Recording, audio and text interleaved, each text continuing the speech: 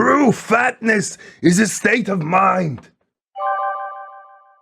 My fat friend tried to get me to stop doing cardio. Yes, make everyone as miserable as yourself. My friend and I have been talking about going to the gym together for a long time, but our schedules usually don't align. Finally, the other day, she hit me up, and I was on my way there, so we decided to go together. She told me a while ago that she goes to the gym every day, and I really admired her for that because I can't get myself to go more than like 3 or 4 times a week, but it confused me that she wasn't losing any weight, and now I know why. We both agree that we like doing cardio. We start using the treadmill, and I tell her that I do 20 minutes on the treadmill and then finish up my last 10 to 15 minutes of cardio on another machine. And she's like, "Oh no, I just do a 3-minute warm-up." Okay. So I'm doing my thing jogging, and I look over, and she has her thing on slow, not even attempting to get her heart rate up. After she does her 3 minutes, she tells me she's going over to one of the weight machines. I can sort of see her across the gym on the machine, but I'm not really paying attention, just focused on my own cardio. I did notice that she wasn't moving between machines very much, which is kind of weird, but periodically she does cheer me on. That's what I need. Please give me your encouragement.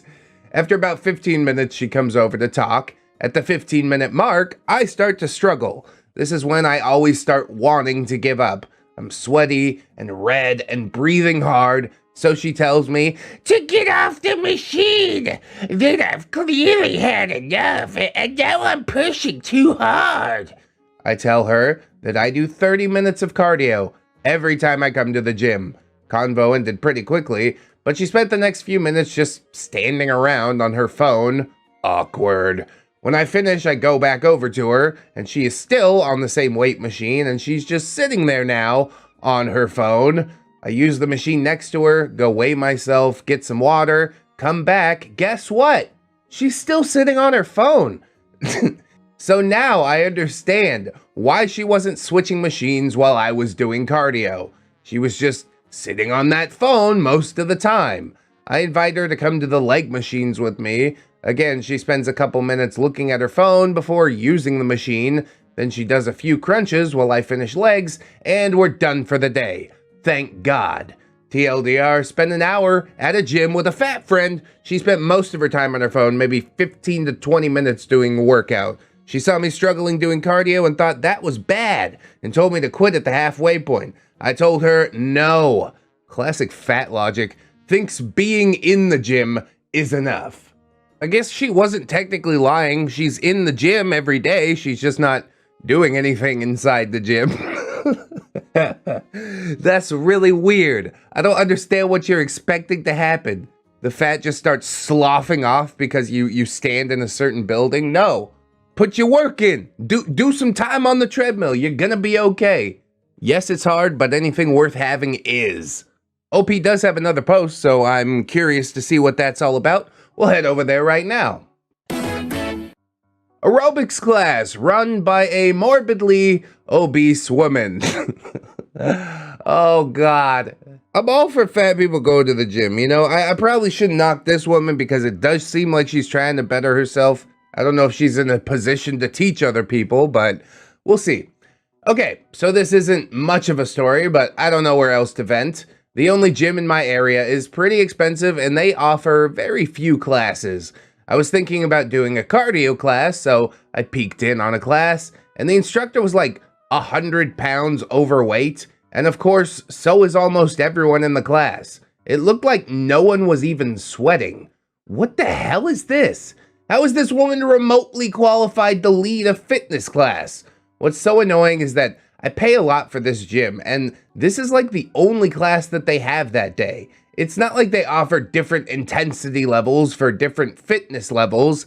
This is it.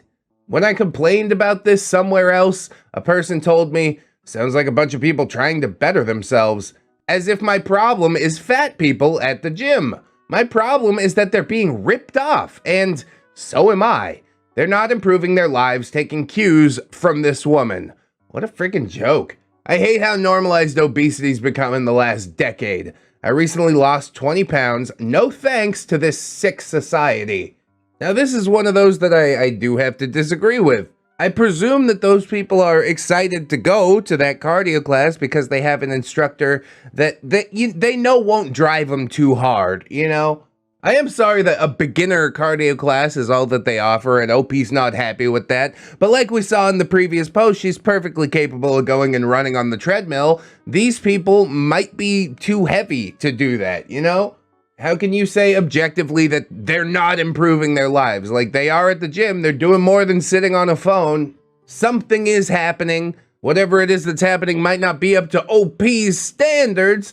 You know, it could have been the beginning of the class. That's why they're not sweating. I don't know. I can get behind a lot of these stories, but this is not one of them.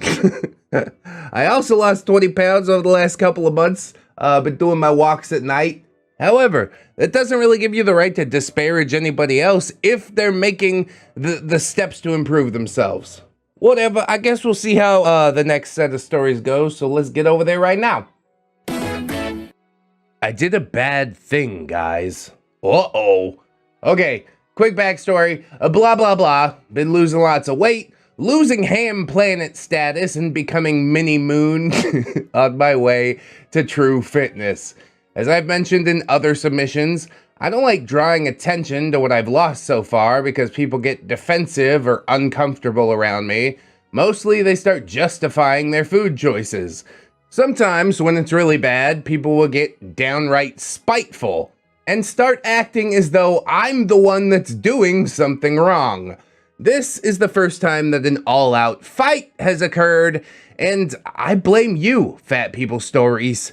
I blame you. Yeah, personal responsibility is a real difficult thing, isn't it, OP?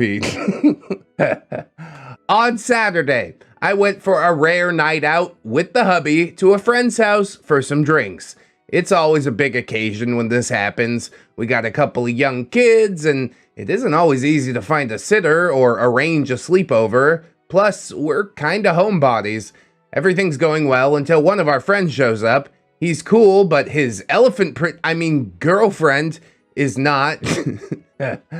She's one of those large women who only stops talking to eat, and half the time, not even then, and always has an opinion that is full of nothing but stupid. She's also a massive moron. Well, don't be mean to her, OP, because if she's really an elephant princess, she'll never forget. The others are generally not that nice to her, to be honest. Not outright mean, but cold.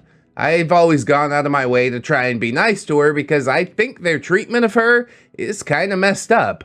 I'm a bit of a softie when you get right down to it.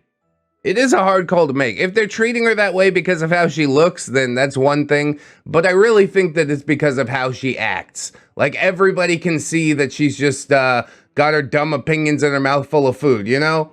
Anyways, about halfway through the night, one of our friends comments on how good I look. They haven't seen me since Halloween, and I've lost about 40 pounds since then. It is definitely getting noticeable. Hell yeah, OP. Self-improvement. This, of course, displeases the elephant princess, and I could see it coming before she even speaks. I prepared my jimmies to be rustled. I can't believe you gave into that crap, she says. Now, this isn't what I expected her to say. Not one little bit. I assumed that she was going to go on her usual diatribes about how she could never lose weight no matter what she does. Add in the fact that I am drunk and a little slow on the uptake. I just didn't see that thing coming, guys. I mean, it is a wild way to put it. Gave in? Like, no, you gave in to food. I didn't give in to anything. This woman out here treating exercise like it's smoking. Oh, you shouldn't really do that. I can't believe you gave in. You stupid. That dieting crap, that we have to be skinny to be happy, it's nothing but a scam by the magazine industry trying to tell women how to be beautiful. I don't think there's a correlation between obesity and magazines, Elephant Princess, I replied. Not conforming to another person's ideal of beauty has nothing to do with improving your own health and personal confidence by rejecting a bad lifestyle. Clearly, I was a fool. It's okay, OP. She's about to set you straight right now. That's crap, OP. That's all crap. Every pound you lose is like a slap in the face to real feminists. You're ruining the entire women's movement. And for what? To fit into a size 0? Oh, this is all part of your struggle. Keep yourself down and blame everybody around you for it. Biggest my face when. At this point, everyone's staring at us, but nobody wants to say anything. However, I can feel my husband getting pretty annoyed, and he is glaring openly. Elephant Princess, what the hell are you talking about? I ask. My alcohol-fueled brain is not responding properly. You want to look hot, like magazines say you should look to be hot. She turns to my husband. I can't believe you're letting her do this to her body. Yeah, he made me do it. Not only is it unhealthy, but it'll cause an eating disorder, and then she's gonna cheat on you. What? At this point, even her own boyfriend, who never says anything, tells her to shut up. But oh, she is just getting started. No! That's what happens! These women all lose weight for no reason, and they cheat on their spouses because they want people to make them feel pretty. It's nothing but a trollop's fantasy! She's really out here pushing the narrative that fat girls don't cheat. What about that big girl from 90 Day Fiancé? What about Big Ed from 90 Day Fiancé? Why are all my references from 90 Day Fiancé? It definitely happens because they want people to make them feel pretty. You see what I'm saying? I would say they're more likely to cheat because they're getting their validation from external sources instead of from within themselves. Anyways, OP, losing control. And you aren't even healthy. I'm definitely more healthy than you, OP. I don't even diet or anything. I eat what I want because I know it's just a lie by the fashion industry. And I'm not some idiot who just does what I'm told like a skinny drone. Yeah, you're such an independent thinker, aren't you? You're right, Elephant Princess. You are at a healthy weight. For a horse. Watch out, watch out, watch out, watch out! What happens next, I blame on you guys. I've had fat people horror stories rolling through my mind, and I was just so sick of having that many stories of my own.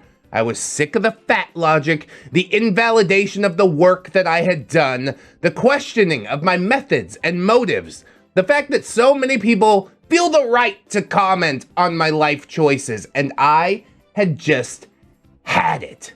So I did what I never should have done. I let this subreddit merge with my real life. Never bring Reddit into real life. Biggest mistake you could make. I entered the Fat People Stories zone. Shut the hell up, EP! Yes, I actually shouted this, or my version of shouting, which is just talking really loudly. I refuse to be lectured on health or feminism by Hamzilla, Queen of the Fries. So shut your goddamn dick holster! Oh my god, you guys. Oh my god, I actually said that, and I am dead serious, you guys. I mean, I did believe you up until you felt the need to say, I actually really did, for serious. That's alright. Dead silence enveloped us. Her face when I can't even find a GIF that describes it. Already, I do feel like crap, and I'm about to apologize until she takes a swing at me and misses. Her hand hits the wall behind my head. She screams, calls me a see you next Tuesday, and leaves. Her boyfriend gets up and goes after her. I can actually hear them shouting at the side of the house. We're in the backyard, and then we hear it. Well, then why don't you just go bang her, you a-hole? All of us stop and look at each other. What? Evidently, she'd been railing at him for not defending her. He had told her that she should have kept her mouth shut, and she had been inappropriate. She accused him of sleeping with me. What? And when he said she was being ridiculous, told him to prove it by going out and calling me a biatch. He said no, then she screamed that, and then they broke up. My fat people story caused a breakup, you guys. Well, you also narrowly avoided a fight. I think that's the more pertinent thing. Who cares? Relationships come and go, you know? Fighting is forever. I don't know how to feel about my interactions with people lately. I've faced so much scrutiny and backlash since losing weight. Never before have people acted so hateful towards me, and I am losing friends fast, which is making me more and more resentful, hence my epic freakout above. Has anyone else ever faced constant criticism when they started losing a lot of weight? Don't get me wrong, I get plenty of encouragement too, but Jesus Christ. Edit 2, Jesus Christ again! Upvotes are happening, wow! Seriously, this is the most supportive, caring subreddit around. Major love to every one of you. I don't think I've encountered anybody that's tried to stand in the way of my weight loss journey or discourage that from happening. I think that's a thing that goes on a lot more with women, which is sad. Basically, they're both just trying to hold each other down. If I can't be hot, then you can't either. Which, you know, that's not even everybody's standard of beauty. Elephant Princess probably could find somebody to love and care for her deeply if only she was, you know, a functioning human being that didn't feel the need to attack others over nothing.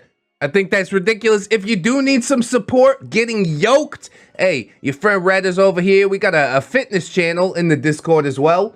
Come on through, check that out. I should also say probably, if you watch this far, that you probably enjoyed the video. So maybe subscribe or like or whatever if you haven't. There is a second part to this, so we're gonna jump over and see what that do right now. I did a bad thing, guys. Part number 2. Well, I guess you didn't learn from the bad thing you did the first time, which wasn't really a bad thing. Sort of just reality checking, whatever. It's been several months, but people are still commenting on this story a lot lately. So I figured I'd give an update for those curious. Sorry it took me so long to do so. I figured that interest had died out, but apparently not. Elephant Princess did attempt to get her no longer beta boyfriend back, and he refused, as well he should. She showed up at his apartment at all hours of the night, at his work, his family's house, including where we were that night, which was his brother's place, some of his friends, and this caused scenes at every single one of these places, and she tried these pseudo-intellectual arguments to try and get him to see reason. I don't know what arguments she used, but he said that she treated it like a debate or a lecture. Bro, she is trying to gain control in all the wrong places. You have no say over another person. For a while, she tried to blame me. She started off by telling people that I had banged him. And when that just pissed him off for being a blatant lie, she said that, no, actually, we had slept together, but I had said that we did that night when we were alone. We were never alone for an entire night. Again, people weren't buying what she was selling. Even the people who were texting me the next day to ask what the hell was up with that. Eventually, she broke into his apartment. Oh, God. Yeah, this is probably not the best move you could make. This was her last-ditch effort to get him back. He said she put candles everywhere and made dinner, had music playing.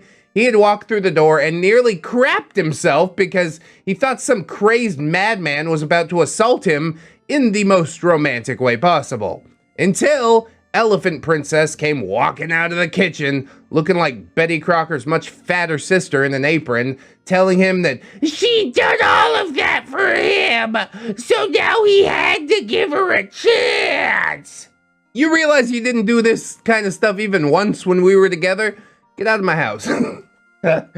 No joke, she did say it just like that. So yeah, she was 100% aware of the boundary violation she had just committed. He was so fed up at this point, he'd nearly lost his job because of her, that he called the cops. She flips out, screaming at him, and then tries to run. Oh no. Actually falls down the stairs of the building where he lived and hurt her ankle enough that she needed his help to get up. Actually tried to have him help her to the car so she could get away from the cops. Lol, nope. The cops do get there eventually. I have no idea how much time passed between him getting home and their arrival. They're gonna arrest her and she's sobbing and begging her ex not to press charges. The officer pulls him aside to tell him that he can press charges and they can take her in, but that not much is likely to happen since she didn't hurt him or threaten to hurt him at any point, nor was any property destroyed. She'd gotten in using a spare key that he had forgotten she had. They said he'd be better off just letting her go, filing an official disturbance report, and then getting a restraining order if she did continue. At this point, the ex was just like, whatever. Press the charges. Let her know you mean business. So the cop went over to Elephant Princess, put the fear of God into her psycho stalker brain about how the ex had agreed not to press charges, but that she was walking a very thin line, which is difficult for elephants, you know. She was promising never to come back near him again, so they let her go. I'm not sure if he's heard from her since, but at the time he was telling the story, this all happened over the course of a couple weeks after the breakup, he hadn't. And there's no update to this story thusly, so thank God for that. No news is good news, I do suppose. She probably just went off and found another dude that would allow himself to be subjugated, which doesn't make me too happy, but hey, at least she's out of OP's life. We're all moving on. She could go spread her pseudo-intellectual bullcrap to somebody who actually cares. So, let's see. We probably got time for one more. We'll get one more in here, and then I'll get out of here for today. So let's check it out. Ham Saturn gets called out by a coworker for ruining a fire drill. I mean, the title alone got me. I'm imagining like just a giant human beanbag blocking the doorway. So I work in a warehouse with my Hamplanet coworker, Maggie. Oh, another lady voice, okay. Maggie has this really annoying habit of holding the door open for everyone while standing in the doorway, so we have to squeeze around her. It's exactly what I envisioned.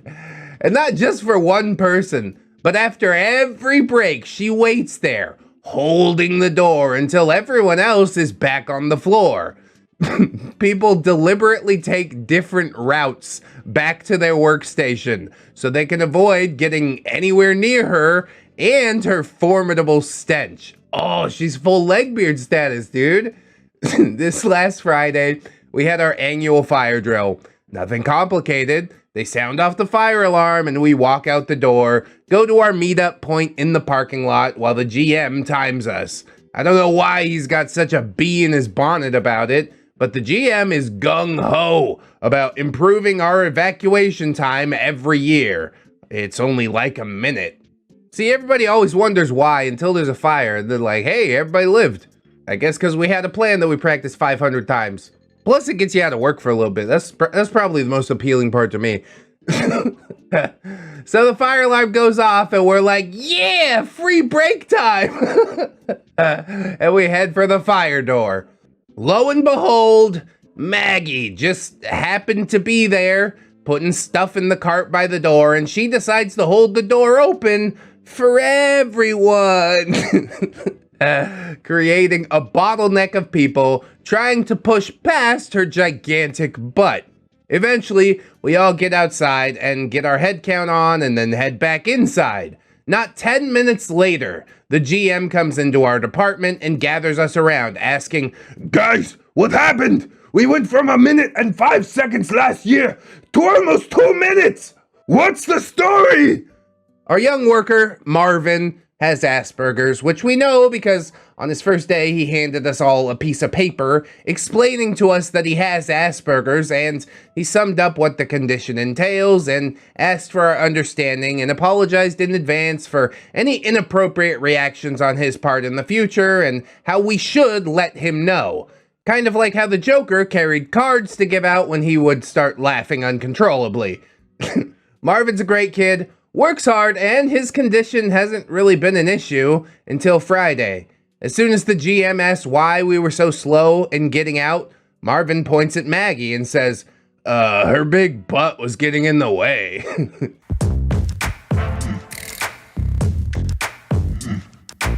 I had to excuse myself to the bathroom for a good 5 minutes so I could work out the laughs.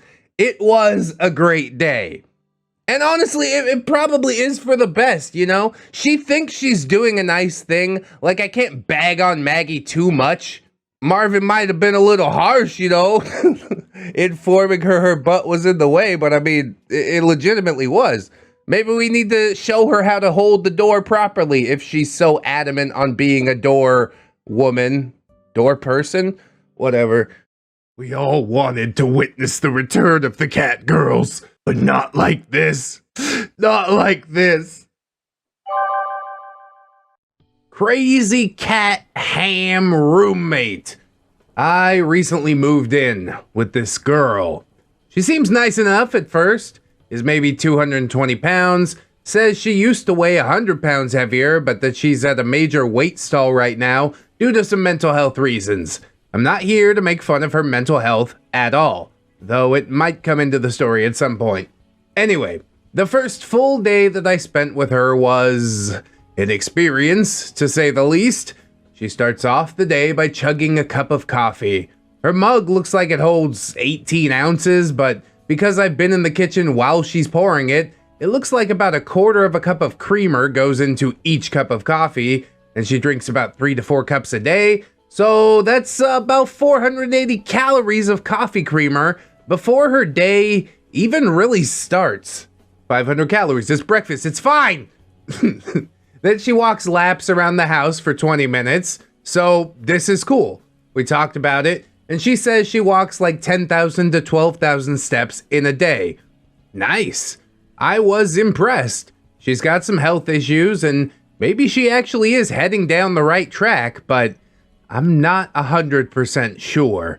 After she walks, she makes herself 4 eggs cooked in butter with some turkey bacon. It looks like she takes some effort with this, but when I asked, she said she doesn't like to cook actual bacon because the sizzling popping noises frighten her. Oh God. And then if she had someone to come in and cook her real bacon every day, then she would do that. She also covers this in massive amounts of cheese, salsa, sour cream. Sometimes I've seen her add an avocado. Yeah, we're looking at about 600 calories minimum here. Oh, this is all still breakfast. Okay, well, we might have a problem here. Although I don't understand why OP's taking it upon herself to calculate these things and hold it over their roommate's head. Come on, man. She's putting in the effort. She's trying to do the thing. Maybe have a frank conversation with her about this instead of with Reddit. Anyways, then she walks for about 20 more minutes. Then she sits in a chair and works on crafts. If I try to talk to her, she will snap at me and eventually just put her headphones on. None of this is really relevant, but when she advertised for a roommate, she said she was introverted and would prefer an extrovert who would inspire her to get out of the house more. Bro, that ain't my job. So far, she isn't at all interested in leaving the house.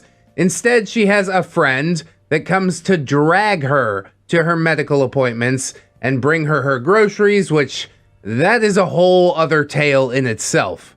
Anyway, about 2 hours After her egg/bacon monstrosity, she will make 2 sandwiches, minimum, sometimes 3. They consist of a thick layer of pimento cheese, which I find so gross, but that's besides the point. It's okay to be wrong. Buy yourself some pimento cheese and some white bread.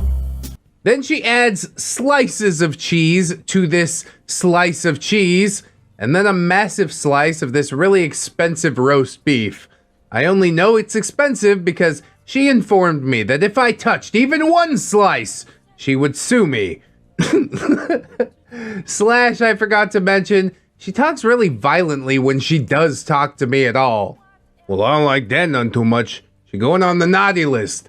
She will add another layer of cream cheese to the other side of the cream cheese. The slices of bread are not square. They are large slices of bakery sourdough bread that are like 150 calories each. And I have stopped trying to add up all these calories at this point. Okay, good. I don't understand why you were doing it in the first place. Like, yeah, she's sort of wretched. She wants everyone to do everything for her. She's not even trying a little bit, but I don't know. Her struggle is not my struggle. Maybe there's some psychological reason she can't leave the house. It looks like she's not doing her best, but maybe she is, because we're all fighting our own battles, you know? After lunch, she says she's feeling sluggish and will sometimes lay down. Other times she'll call her friend and start mooing like a cow. And yeah, when I say that, I mean she will start going, Boo! I'm hungry. Yes, I ate lunch, but it was too heavy. And my blood sugar's all whacked, and so I'm depressed. Would you bring me a milkshake and some fries? It's all overly dramatic with lots of moans, which really does sound like an animal being maltreated in the process. Then she starts snapping at me. She asks, why we haven't left the house to walk? That walking in the house makes her depressed. It's not my job to fix you. I ask her if she wants to go now. The answer is always as of late. Are you crazy? It's like 90 degrees out there now. Anyway, if her friend had chosen to come over, she comes over with a massive amount of snacks. Little Debbie snack cakes, chocolate-covered Nutter Butters, like 4 to 5 different kinds of mini candy bar. Fun packs. Sometimes just a random can of frosting. Oh, have you no shame? Which I have seen her eat an entire can in one sitting before. This is all food addiction of some sort, and really that's one of the toughest addictions to kick, because you can't go cold turkey on food. You gotta do it, just in moderation this time. If her friend has not chosen to come over, then she will mope, and finally decides that walking will make her feel better. It's good. Sometimes she binges on whatever we have in the house, but mostly I've noticed without her enabling friend, she does better. Dinner on those days is usually fish, shrimp, or chicken with some rice. However, most of the time her friend comes through and she ravages that food. I cannot even imagine. I can't begin to total the calories that she consumes, and she eats it all messy with her mouth open, and I opt to just leave the living room area at that point because she knows it bothers me, so she does it more often staring me down while opening her mouth and pushing the food around with her tongue. Oh, God! She's an animal! Make her stop! Sometimes she'll let some food fall out. Yet again, this is definitely some kind of mental illness, so I'm not trying to talk too much about it. I mean, you made a whole Reddit post about it. Why not just lay all our cards on the table, shall we? I'm honestly not sure if she's ill or not, but OP keeps bringing it up, which makes me have a lot of questions. Anyways, dinner is a box of mac and cheese or 2 packs of ramen. Sometimes she makes some kind of sloppy mess that might be spaghetti. It covers it with an entire cup of cheese or sometimes an entire package of bacon bits. Sometimes her friend will bring over McDonald's or Taco Bell and they'll sit there and devour it like absolute pigs. Anyway, our Neckbeard doesn't walk anymore past this point on those days, and she'll be posting to all her social media groups how She did so good today and ate right and walked however many steps. I tried to be gentle about asking how that is eating good, and she screamed at me. I have an eating disorder. I don't have to log binges. Okay, but just because you write it down doesn't mean that it didn't happen. We're clear on that, right? Your body is logging it for you. She'll check her blood pressure at bedtime and be angry that it's like 300 to 400, and she'll slam things around and snap at me to keep a better eye on her tomorrow. What? Then she goes to bed and repeats the same thing day after day. She's on disability, and I know her friend also gives her money at random, but I worry. Maybe I should move out before this becomes more of a problem. Like way more of a problem than it already is. Also, she owns a very fat cat. It doesn't actually look like she overfeeds it, but that's when I realized that she gives it bites from whatever it is that she eats. You can't even buy the cat its own cat food, man. How cold-blooded are you? Oh no, this double quarter pounder's much too good for kitties. Like, you're responsible for that life. Matter of fact, she's also responsible for her own life, and just look at the job that she has done there. Oh my. It seems really easy for her to just pass the buck to anybody. So now OP has an additional job, because apparently you work for your roommate now, making sure she's living the way she's supposed to live.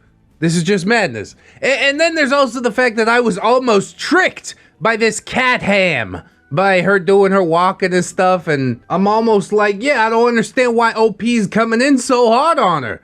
But by the end of the story, we got our answer. Anything to deflect blame from herself, including a mental health or eating disorder that could be entirely made up. It's just another way for her to deny any sort of responsibility. There's a lot to unpack here, honestly, but we ain't got time for that. I'm gonna go into the next story, and hopefully it ends with OP getting away from this exceedingly toxic person.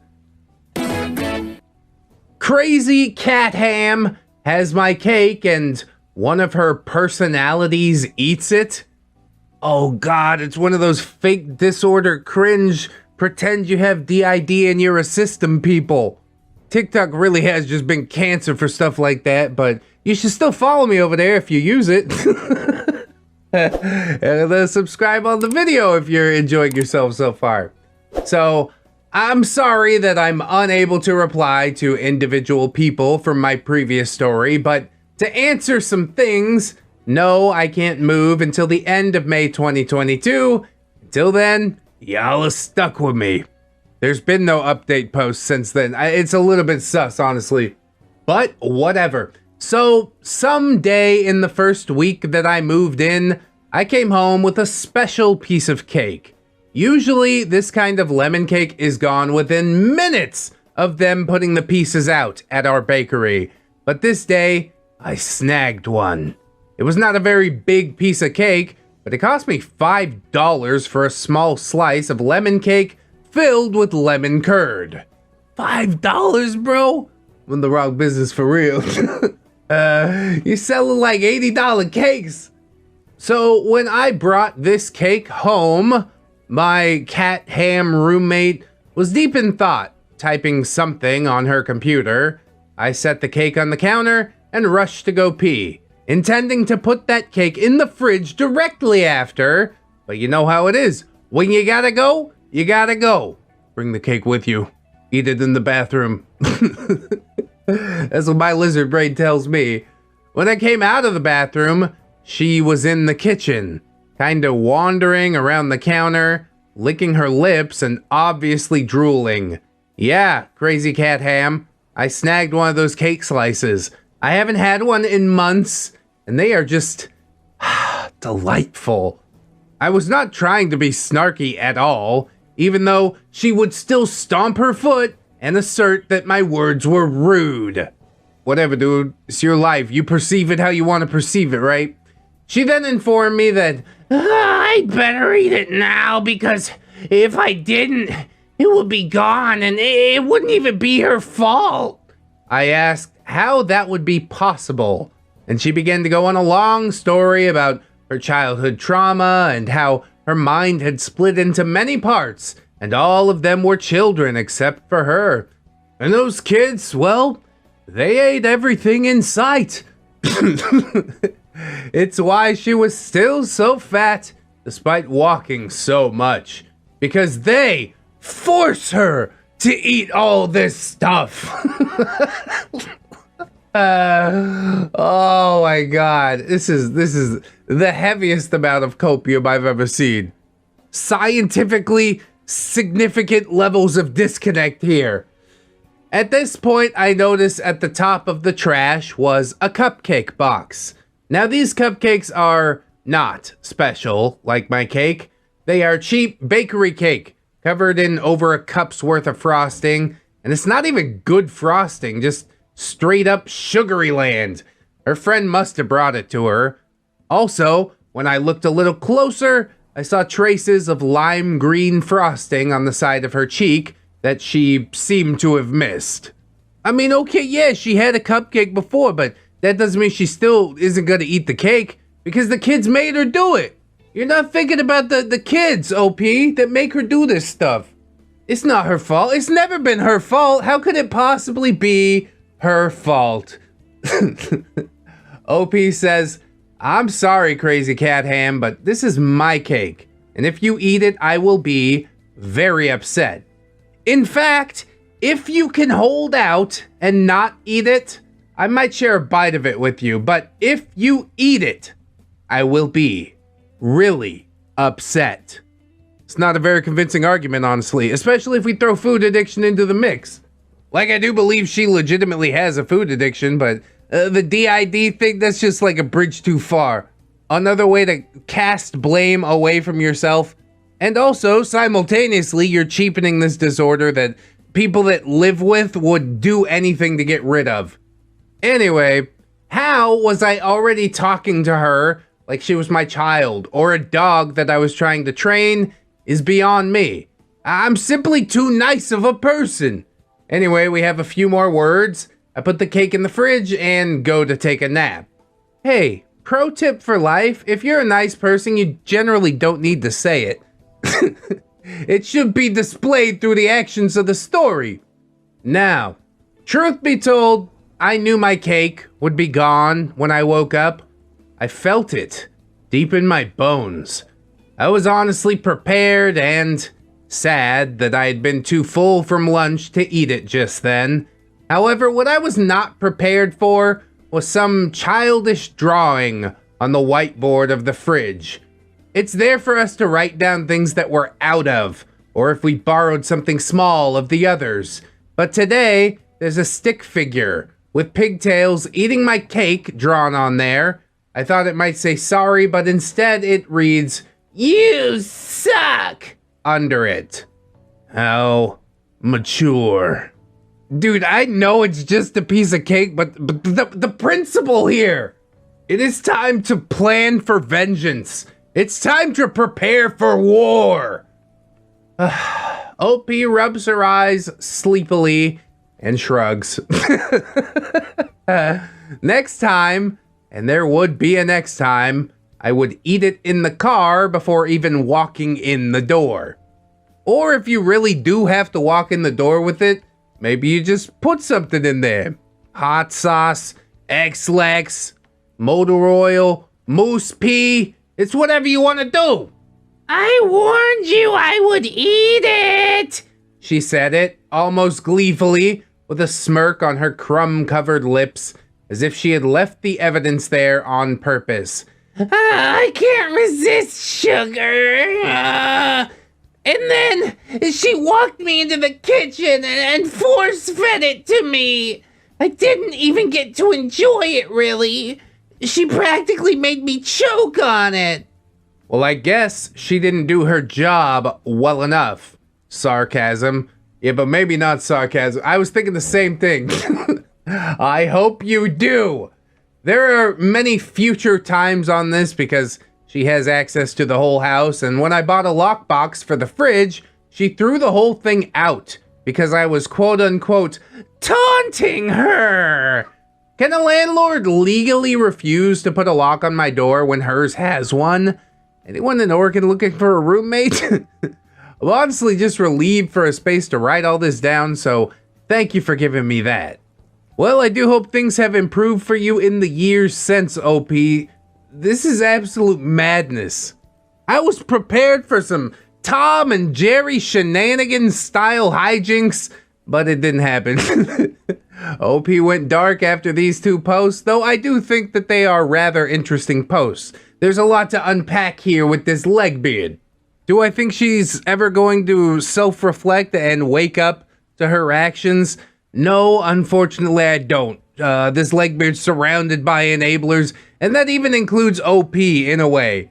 OP had her own reasons, you know, becoming a roommate, but it's not my job to make you do anything. To make sure you eat right and go walk. Where does personal responsibility fall into this equation? It doesn't, at all. He might be bedbound and dependent due to his weight, and he says his mother would help him if that happened. Are you not ashamed of yourself?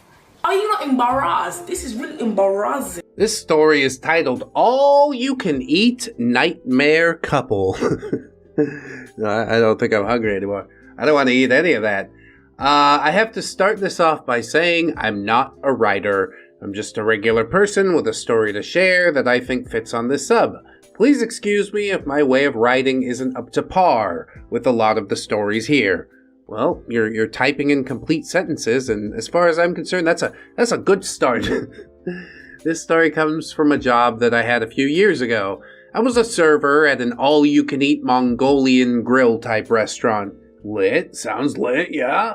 In addition to the self-serve stations where customers could fill up their bowls to be grilled and plated, we also offered bottomless bowls of rice to complement the meal, and had a la carte appetizer and dessert menus. You throw some free beer into the mix, all you can drink, and I'm totally there. Those are the best kind of all-you-can-eat grills, and the wildest. Most customers were of average size, with a few larger, regular customers. People would typically eat 1 to 2 plates from the grill and would split a single bowl of rice between 2 people. There was one regular couple, though, who were definitely far beyond any other customers we had, and it somehow felt like I was always their server. I mean, I'm sure they had others, but I served them at least 2 to 3 times per week. I mean, yeah, I think they just go there every day. The odds are not in your favor. Our restaurant charged $4 less per person if they were seated during lunch hours, 11 a.m. to 4 p.m., the main reason being that we offered more expensive types of meat at the buffet when we changed over to the dinner menu. I see what's going on here. There was a loophole to the whole thing, and this couple took complete advantage of that. They would show up around 3:45, pay the lunch price, and then spend the next 4+ hours stuffing their faces from the more expensive dinner buffet. I mean, life hacks is life hacks, you know? You gotta take them where you can get them. I see where they're coming from.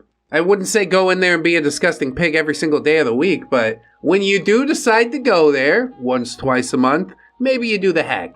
Maybe save a few bucks. Anyway, OP says this couple had to have weighed at least 400 pounds each. The woman was slightly bigger than the man, even though she was much shorter. Whenever they came in, they always demanded to be sat at a booth. It baffled me because they had to jam themselves into the seat instead of just sitting at the many tables that we could have sat them at. The booths couldn't be moved, so they would wedge themselves in with their stomachs spilling up onto the table. Oh, disgusting. How do you eat like this? Is that part of it for you? What's going on? Every time I served them, they ordered 3 huge appetizer samplers right off the bat. Oh, see? That's what they're doing with their $8 they saved. Bring me appetizer samplers. So they're giving you the money back, essentially. These samplers had enough appetizers to serve at least 4 hungry people each. And each of them would keep a sampler to themselves, and they would split the third one. It was also customary for us to serve a single bowl of rice to each table to start with, and we would refill the bowl when necessary. But this couple always demanded 4 bowls of rice, right from the start. They also always ordered 2 sodas each to be brought out right away because they were terrified that they'd run out of sugary soda, and they didn't want to have to wait the 60 seconds it would take for me to go and get them refills. Yeah. I gotta have something in my mouth at all times, don't you understand? I got something you can put in your mouth. No, don't say that. The job seems pretty chill aside from these particular people and their proclivities. Like, I don't even think they're being evil people. Annoying customers, yes, but as people, I don't think it's all malicious. OP says, I had to keep a sharp eye out for when they would finish their first soda and quickly drop off a second one to keep them stocked up so they wouldn't complain. I also had to seat them in the back of my section and give a wide gap between their table and my other tables because they absolutely reeked of stale body odor and skin smell. It was absolutely awful. Dude, that is pretty horrible. Don't you guys wash yourself with a rag on a stick or something? I wash myself with a rag on a stick. Can we get in those crevices? A little bit of baby powder or something? Really, just anything, please! They would spend hours each time they were there. I honestly never understood how any human being could eat so much at once. They would go through the buffet line, trashing it as they went. They would pile their bowls so high that the ingredients would spill out over the sides into other containers on the buffet line. Can we kick them out now? I watched the woman go through with 2 bowls on multiple occasions, one always piled mountain high with noodles, and the other jam-packed with anything that she could get her puffy fingers on. What a monster. I'm gonna put up a passive-aggressive sign that says 1 bowl at a time, lady. She's going to be like, lady, what's that mean? Yes, we are talking to you. You know we're talking to you. They would waddle through the line, complaining that they had to stand and wait. Oh, boo-hoo. They asked if I could wait for their food to be cooked on the grill, and then just bring it over to them when it was ready several times. But I just explained that I wasn't able to keep an eye on just their food while also taking care of my other tables. They would each eat 5 to 6 giant plates of food on top of their rice and appetizers, and they always ordered dessert afterward. 2 slices of cheesecake. Each. Each? That's 4 slices of cheesecake. What are you doing? It's far too rich and delectable. Did they at least leave a tip on all of this? Probably not. They're coming in 15 minutes early so they could save the $8. They're probably not going to leave a tip, are they? OP says it was hard not to be disgusted at times between the smell and the overwhelming amount of food that I watched them eat over half a shift. That, coupled with the fact that they made an enormous mess every time they were there, grossed me out so much. You would think that a group of children were left alone at that table with the amount of food that they dropped all over the booth seat and floors and all the chicken grease and sauce they smeared all over the condiment jars and napkin container and table. Ugh, whenever they would leave, it looked like animals had been eating there. Well, I mean, I'd have to close off that booth until I had time to deep clean and vacuum the area because we didn't have bussers at my restaurant. Oh, see, your restaurant's trying to save the $8 too. And to top it all off, they never left a tip. Which I 100% would have called. To have the audacity to ask someone to wait for your fucking meat to cook and then not even bother to leave a tip. If you were tipping like really fat, yes, ma'am, sir, I will make sure your meat is cooked to perfection. I will bring it to your table post-haste. But if you're a fucking cheapskate, like, yeah, well, what do you expect? I already brought you the 4 bowls of rice and the stupid drinks or whatever. The whole restaurant knew about these people, and nobody wanted to be their server. Whenever they waddled in, everyone would roll their eyes and cross their fingers, hoping that they weren't the next server to be sat. To this day, I've never seen a more disgusting display of gluttony as I did serving these two. I still can't wrap my mind around being that big in the first place, let alone going out in public at that size and making such a showing of horking down as much food as humanly possible multiple times a week. I mean, I don't know if they really realize what they're doing. Maybe to a certain extent, like minimally, but I think if they realized, what a spectacle they are, they really truly wouldn't leave the house. They don't think anybody is scrutinizing them too closely. However, yeah, you're kind of hard to miss in more ways than one. And even if I missed seeing you, you've left behind this trail of destruction, spilling buffet foods into other buffet foods, wiping your table down with grease. Just gross, dude. Why would you do these things? And then not tip at the end of it all. That's really the most disgraceful thing, I think. Like, just know that you act like a disgusting pig and pay people enough money to compensate for that. A little bit of self-realization goes a long way here. But yes, definitely a nightmare couple OP, and we'll continue on and get into something else. This is labeled as an OG fat people story, when my fat roommate finally got what she wanted.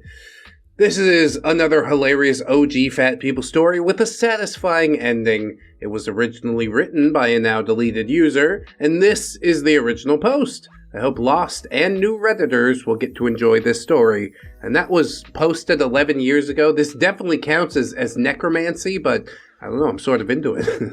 Especially if it has a satisfying end. Lay it on me, not OP.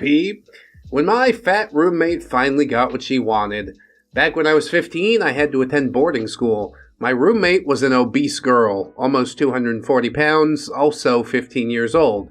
This girl was stuffing her face 24/7, I shit you not. Even during the night, she'd wake up and start eating chocolate or drinking soda. It was pretty much like living with a pig. And our room was tiny. I mean, you could be a pig, eat all you want, but just make sure the things make it into the trash can. You don't turn the whole room into a sty, okay? You want to destroy your body? That's your choice, but don't destroy my living space. Back then, I had quite a lot of medical problems. One being my blood sugar, which was unstable as hell. My dad was born with diabetes, and my doctor told me that I would get it too if I didn't watch my sugar intake. Not really the way it works, but I was a dumb teen, so cut me some slack. Generally, I didn't snack on much of anything aside from vegetables. Well, yeah, little celery sticks, that's good for you, huh? My pig of a roommate didn't believe this, of course. She thought it was something that I made up because I didn't want to share my snacks with her, and she was pretty furious about it. Her logic about this was really shitty. Because she didn't like the taste of water, she couldn't imagine anyone else would drink anything besides soda. Yeah, I have snacks, ergo, you must also have snacks. She told me more than once, the day she found my secret stash, she would eat/drink it all. And she started going through my stuff when I wasn't in the room.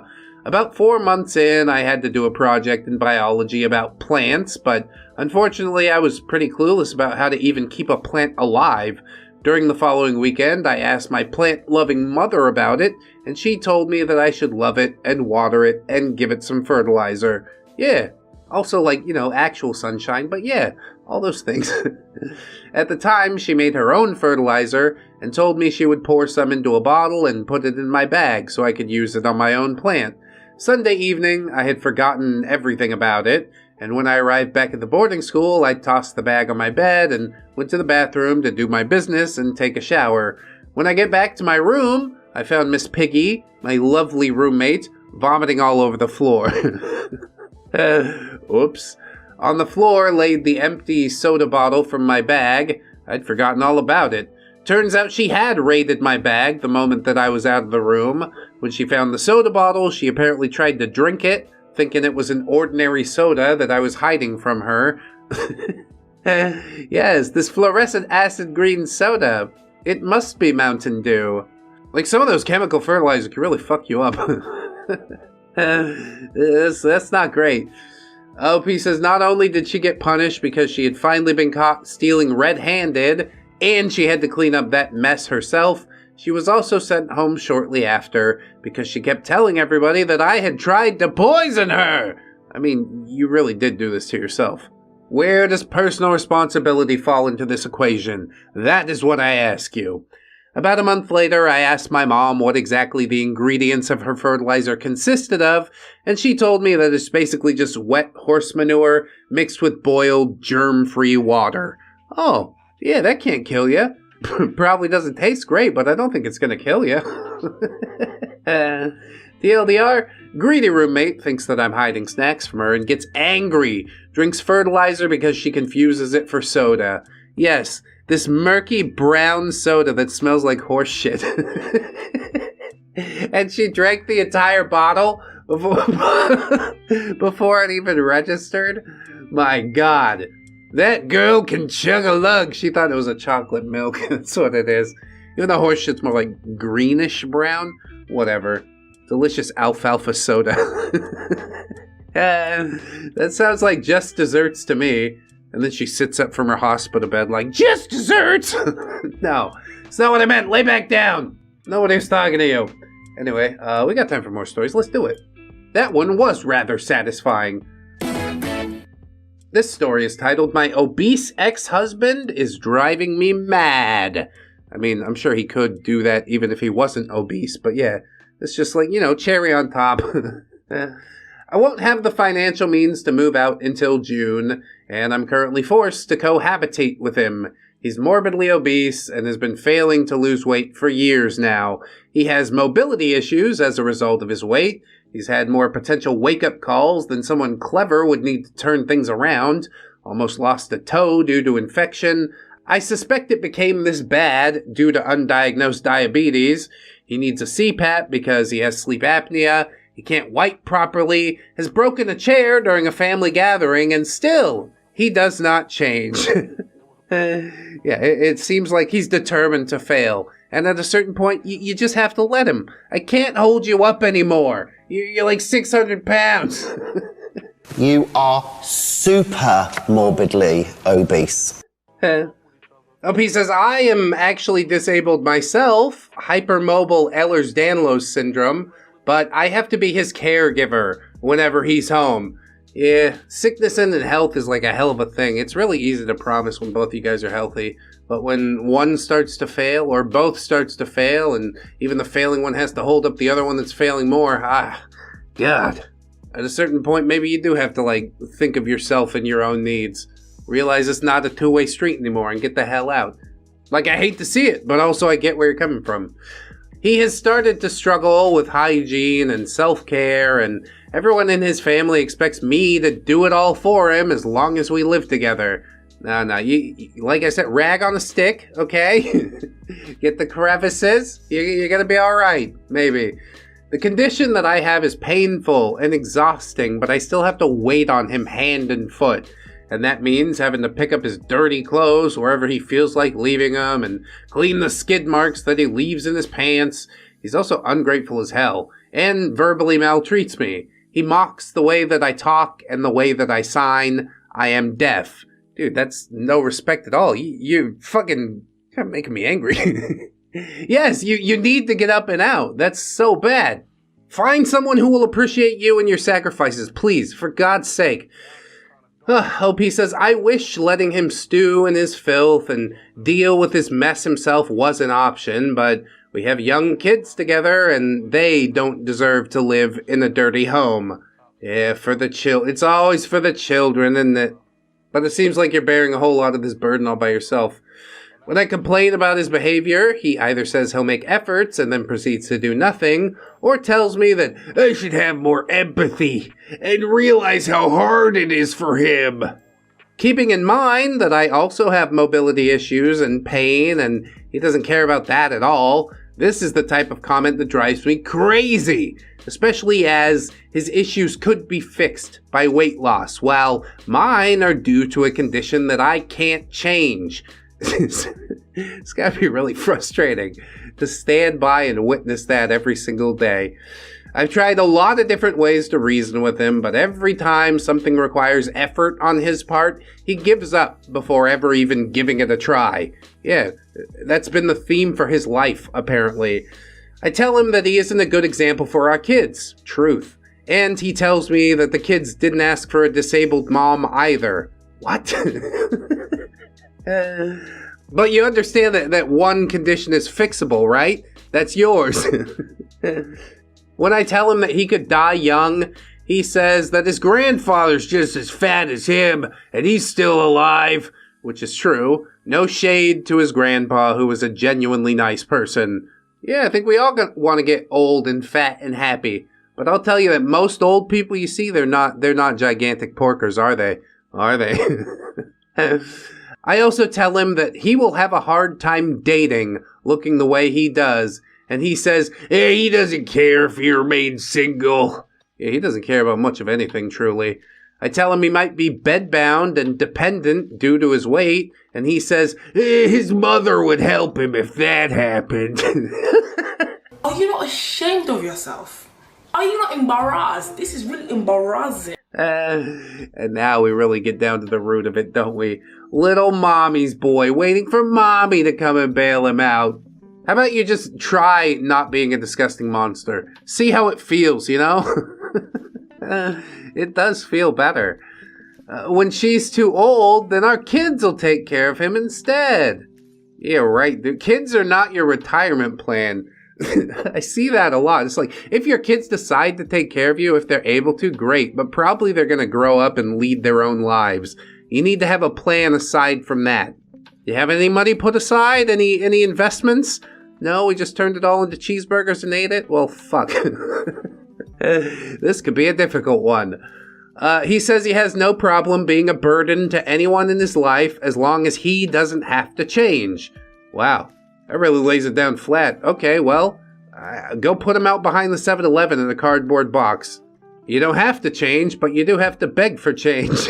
I wouldn't talk this way if his struggles came from something he couldn't fix, but I've seen enough people lose weight to know that even if it's hard, it's far from being impossible. Now, I'm not saying that all fat people have the same mindset as him, but he certainly fits a lot of stereotypes. Yeah, see, it's just the fat logic. You could be in a fat body and not have the fat logic. Completely possible, although if that's the case, you probably won't be in the fat body for long. Or maybe you will if you just accept that that's how it is. This guy has obviously presented what looks like acceptance, but really it's not. It's giving up. There's a slight difference between acceptance and giving up. Anyway, he decided making efforts and working on himself was beneath him, and he doesn't care that others are affected by his poor choices. I don't know what to do with him anymore. That's a difficult situation. I would pack up in the middle of the night and leave with the kids. That's really the only solution that I can see. Either that or like cordon him off into a part of the house that you don't use, you know? Seal him in his bedroom. You pick up all the trash and clothes or whatever and throw them in there and just shut the door. Say, you deal with it. It doesn't exist. Nothing in this room exists to me anymore. And then you don't have to deal with all this crap. But I don't know. That's like a tense situation between mommy and daddy, and I know the kids are going to see it, and that can't be too healthy either. I'd say getting up and out is probably your best option. Whether you do that through, divorce paperwork or leaving in the middle of the night, all of that is up to you. But find somebody who respects your contributions, who appreciates what you do. And you do seem to do a lot. A hell of a lot more than you need to at that. So, I don't know, man. Good luck, OP. Sometimes it's scary to take that leap, but a lot of times it's for the best. So, you can do it. I know you can do it. Go and do it. Are you doing it yet? Why or why not? While I wait for you to decide, I suppose we could get into yet another story. This one is called Fat Roommate is Driving Me Crazy. Sort of similar, like ex-husband, I guess, is now roommate. So let's just pretend it's the same guy, shall we? Continuance of the last post.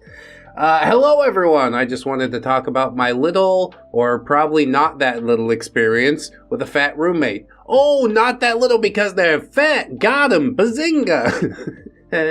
It's just completely driving me crazy and making me feel so desperate.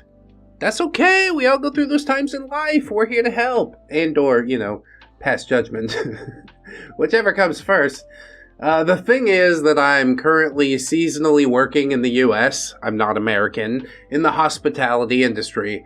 My employer offered housing for a reasonable monthly price, and I thought it was a good idea to take it, since if you live here, they also give you the job site transportation at no cost, so yeah, I chose to take it. It makes a lot of sense, I guess, if you're a single individual, no family, and all that other stuff to worry about. It sounds like a pretty good deal until they stick you with a weird guy. One of my bunkmates in the Navy, he's a pretty weird guy. He worked IT, never left his room. I'm like, dude, you're paying, you gotta go out there. He's like, no, I need to go to Next to buy more DS games. I'm like, this is sad. Okay, we all make choices. Anyway, the hell started from the very first day that I got to the apartment. See? At least you know you had a weirdo immediately. I didn't know that I was going to be assigned with a roommate, but I really guessed that it was going to happen since this isn't the first time that I worked in this industry with this kind of contract, and I did also have roommates on my previous jobs, so having roommates is not all bad for me. However, the bad things start when I open the door for the first time. The first thing I saw was that he was a fat guy, probably 275 to 300 pounds, in the kitchen preparing his dinner. What do you got? Big pot of macaroni or rice-a-roni? Which roni is he partial to? Opie says, I don't want to be mean or judge fat people, but it's well known that it's really hard to deal with them. I think that's a small segment of the fat population. I think a lot of other people are aware of how it impacts others. Unfortunately, yeah, there is a very vocal minority among them. And it's doubly hard to deal with them because they tend to be kind of dirty and lazy when it comes to cleaning. I've known some immaculate fat people. I don't know if we can paint the fence with a brush that broad. You got these stereotypes in your head, and I'm sorry that this creature reinforced those for you. Well, for my bad luck, that is all this guy is, and even worse. He's completely lazy, dirty, disrespectful, has a really bad smell, which he really doesn't care if you feel uncomfortable about it or not. Yeah, it's pheromone maxing. You gotta get my pheromones. We also have another roommate who's more understanding and helps clean and that. He's very friendly and such a nice person, but the fat guy is completely driving us up a wall type of crazy. Well, there's two of you and one of him. Surely you can bring a couple friends and, lift him up enough to get him out. The other guy already lived with him last year because they came to this same company to work, and they were assigned together to be roommates last year too, so he knows him very well. Good thing you should know how we operate here. You keep yourself clean, and you sit down when you pee. I don't want to see you standing up peeing in here. He's always coming back from work at 3 to 5 a.m. since he works for the same company but in a different place/position. So almost every time he comes, he shuts the door so hard enough to wake us up, and he starts cooking and shutting the fridge door real hard and making a lot of noise very early in the morning, 3 to 5 a.m., as I said. Since he's a fat guy, the only thing he thinks about is eating. This OP's beyond savage.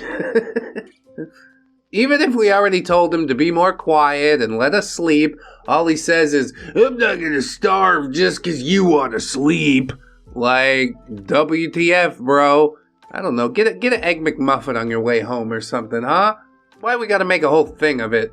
Another thing that bothers us is the fact that our bathroom looks like an old bar bathroom. Completely nasty with a bunch of hairs all over the place. See, I told you, he's got to sit down to pee. This guy always gets haircuts in the bathroom and never cleans it properly. I literally had to get my toothbrush out of there because he spreads hair everywhere and doesn't care if he does it on your stuff. Tell you right now, I'm not leaving my toothbrush in a communal bathroom anyways, but yeah, good practice. Kind of sucks that, you couldn't have it just be normal. Why don't you go get your hair cut at like a barber's or something? Because he's cheap. Or just too poor. I remember I used to shave my head a lot because I was just too poor to afford a haircut. We tried to talk to him and tell him to clean the bathroom at least one time each every week, and he refuses by saying that he always cleans it when he actually does not. I mean, what is his level of cleanliness? He wiped up a little sprinkle from the seat, and he's like, well, that's me. I'm all out of cleaning power today. When I want to take a dump, I literally have to go to the hotel, which is crossing the street, because there's no frickin' way I'm going to use our bathroom. It's nasty as hell and smells like his corporal smelling. Corporal? I don't know what that means. You smelling his duty? His big greasy fat guy shits? Who hasn't been there a time or two? Luckily, that hotel is part of a hotel chain that we're working for, so they never said anything to me for going to use their public bathroom. So we just decided to leave the bathroom like that to see if he cleans it someday. And it's like 2 months since that thing was cleaned for the last time, which I did by myself.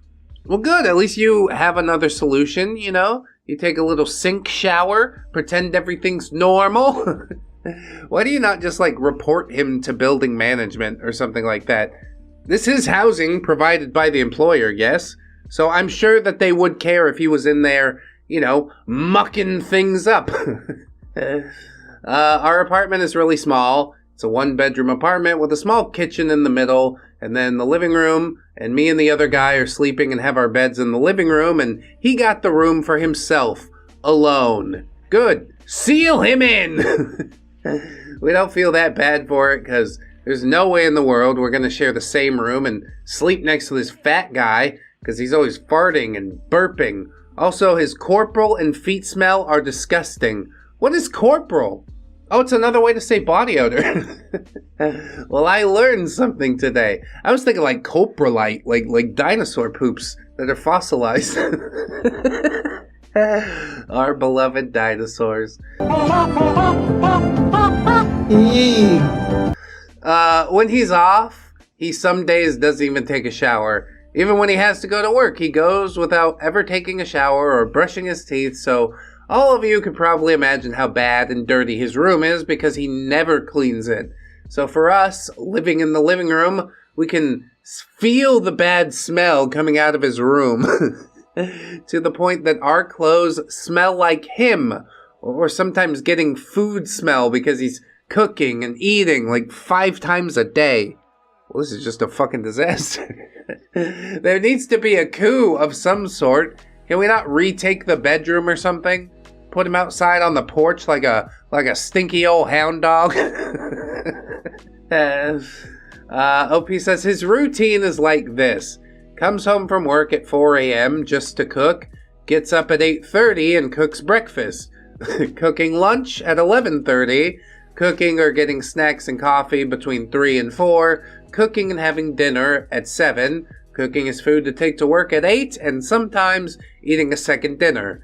Yeah, he's a hungry boy, all right. How do you spend that much time cooking? At least he's not ordering Uber Eats endlessly, I guess. But indeed, hell of a long time to be spent just cooking all day, every day, because you're just that hungry. Probably standing over the pot, licking all the spoons.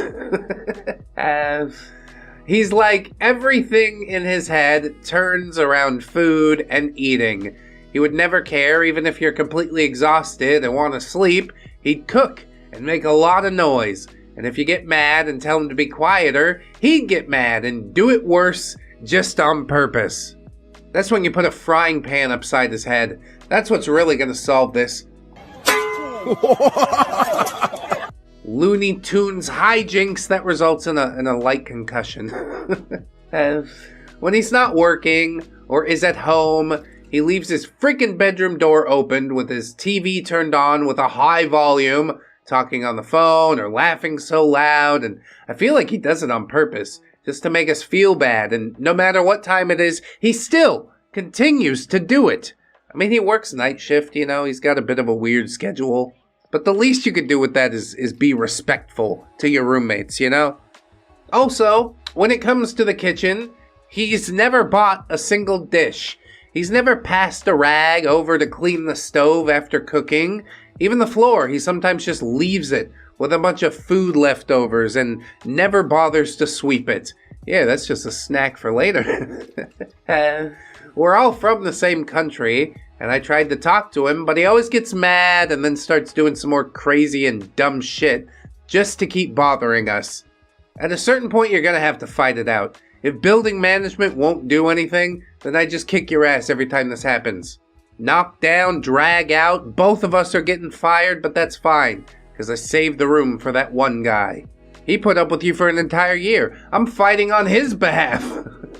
There's also a lot of shocking things he does, because he's one of the most stingy people I've ever met in my life, to the point that he would wear used underwear that he finds on the work site. Dude, what the fuck? You what?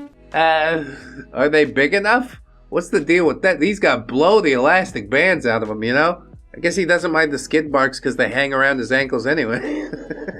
If you ever try to talk to him or show some dissatisfaction with his way of doing things or acting, he just doesn't care and won't listen. All he cares about is eating, and eating is disgusting Walmart food.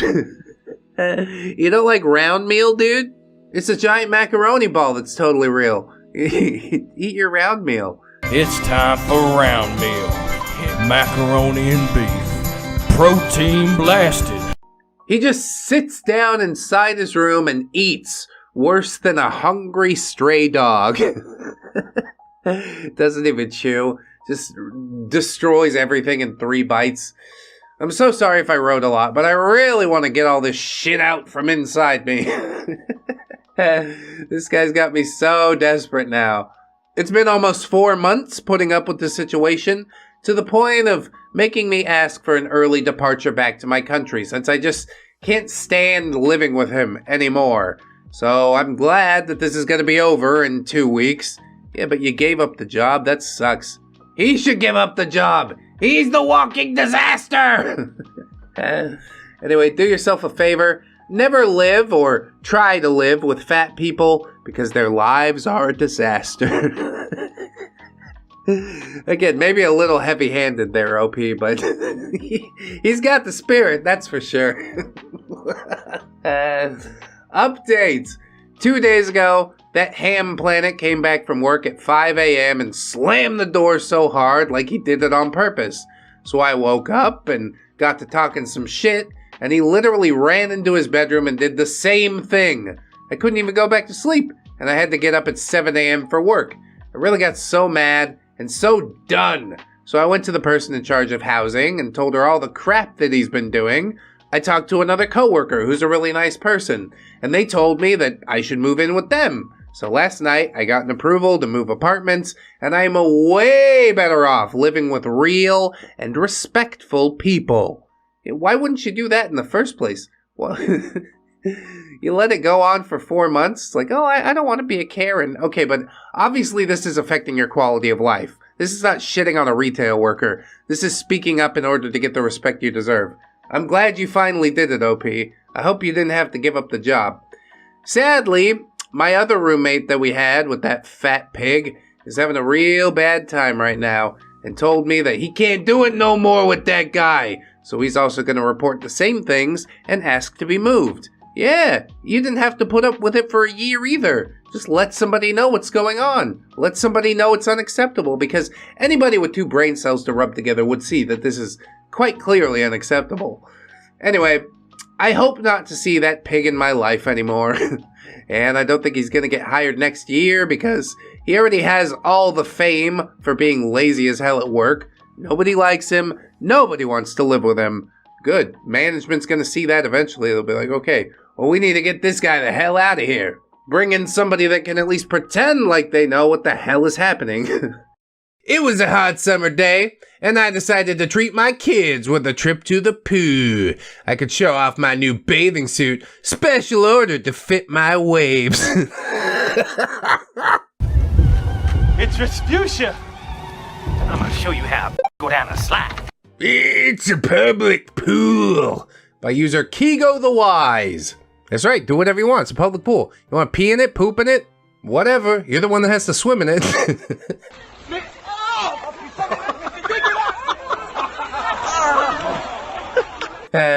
Forward! Since I don't post here often and I'm on mobile, I'd like to apologize for any formatting errors. Now then, be me, 5'10", 145-pound lifeguard who had anxiety dreams about the job and only got 3 hours of sleep the previous night. Don't be Whale Lord. I was playing Pokemon right before writing this, so shut up.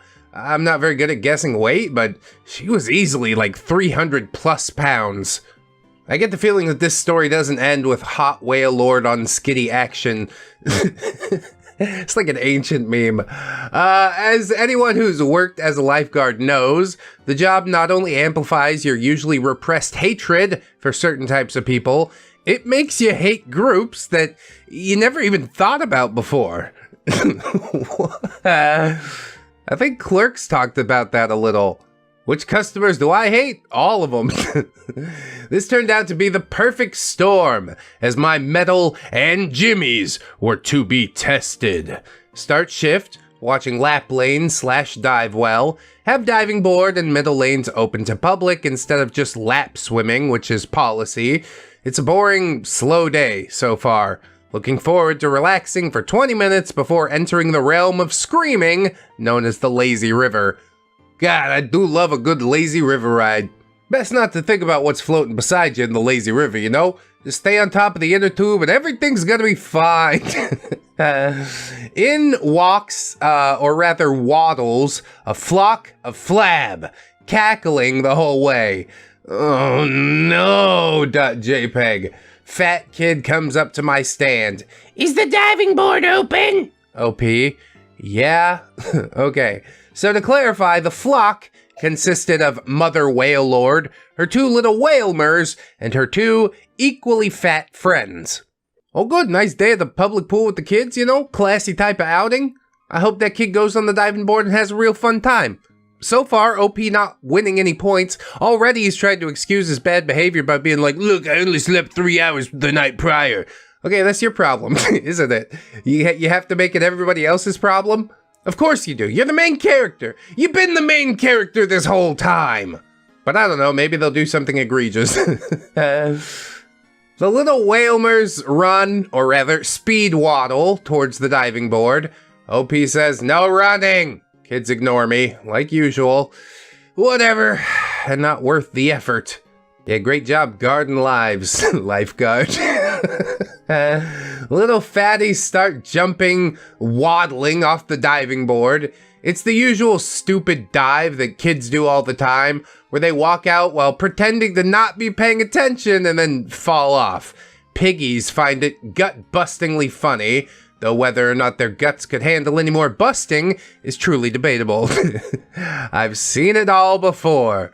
That's right, the grizzled lifeguard veteran out here at the water park. I'm the only thing that stands between these people and a very moist death. Can't you just enjoy kids being kids? Or are you like way too cool for school? I'm lifeguard demon, whoa. I'm super bored now. Yeah, welcome to work, f***. 2 out of 10, learn some new moves. In walks a moderately attractive girl, 8 out of 10. That's like a unicorn here, where the women are either under 7 or over 99. Oh, I don't want to live a sawmill life, G-Ma, I want to go home. Never mind. Camp song. Wow, cool reference that none of us understand. You're really working your way into our hearts, OP. What a douche. You know, this is why you can't get a date. You know that, right? Due to our wristband policy, I could safely assume that she was over 14, though my guess would be closer to 20. Yeah, let's hope it's closer to 20. What the hell are you talking about? Just gets more disgusting the further we read. So, hot girl heads for the diving board. Kids are still falling off the board. Start hanging on to the lane dividers to watch their sibling whales. OP says get off the lane lines. That's right, this is the part of the job that I care about. Gun lives! The lives of the lane lines. Oh, please get some tits on this board. Whale Lord clambers up onto the board first. No, not those! Hey, watch this! Whale Lord gets a running, speed waddling start. At the point of normal jumping, Whale Lord slips and flops into the pool. Oh, that gif. Whale breaches, cackling. Hey, did you see that? Friends all shriek in laughter, still hanging on to the lane lines. That's when OP blows his whistle, his trusty lifeguard whistle. OP says, please don't hang on the lane lines.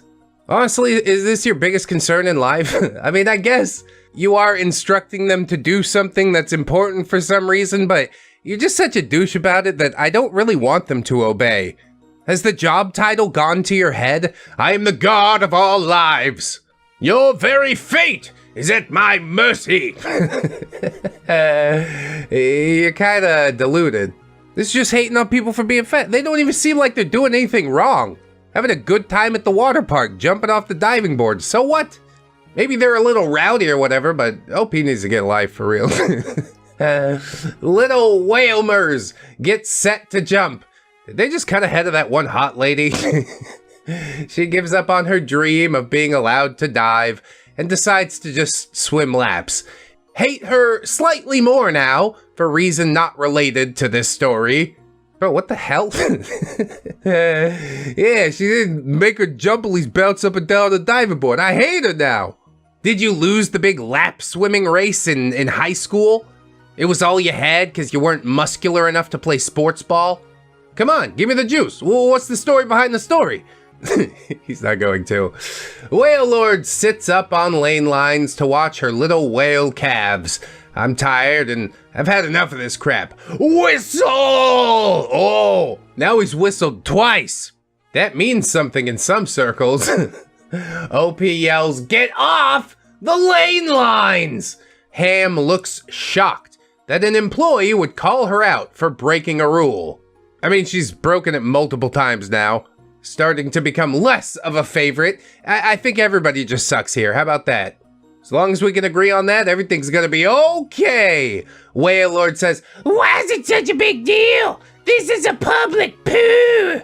Reply with auto response that I always use when kids, yes, kids, ask OP, the lane line could break. Shouldn't have said that, .png. Whale Lord says, just because I'm heavy doesn't mean I'll break the line. Regardless, OP says, yeah, but it's the rule, so get off. She tumbles off of it, and Whale Lord asks, where's your manager? I think she meant boss. I have to tell them that one of their employees is shaming me because of my weight. I mean, to be fair, basically anybody could break a lane line. What you need to do is stop using those plastic crappy ones and do like the one with the floating rope and the little buoy at intervals. No, those things will take a beating. That's what you need for a public pool. As far as Whale Lord, yeah, being concerned it's about her weight, that's like an internal struggle with you. OP really had nothing to do with that. Was he seething at her weight? Yes, but I'd like to think he would have told anybody to get off the lane lines. He mentions that he says it to kids often, so it's not the weight factor. Although maybe that was part of the calculation, I don't know. Conveniently enough, the closest thing to my boss at the moment, the head guard shows up to rotate me over to Screamland, aka the Lazy River. Whale Lord says, that kid is making fun of me because I'm big! She never really admits that she's fat. Fat women rarely do. Fat guys, we wear that as a badge of pride.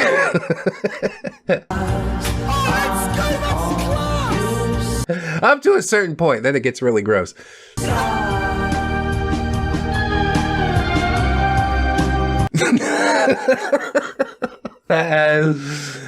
Me to head guard, loud enough for Ham to hear. If you catch her hanging or sitting on lines again, kick her out. She's been warned more than once.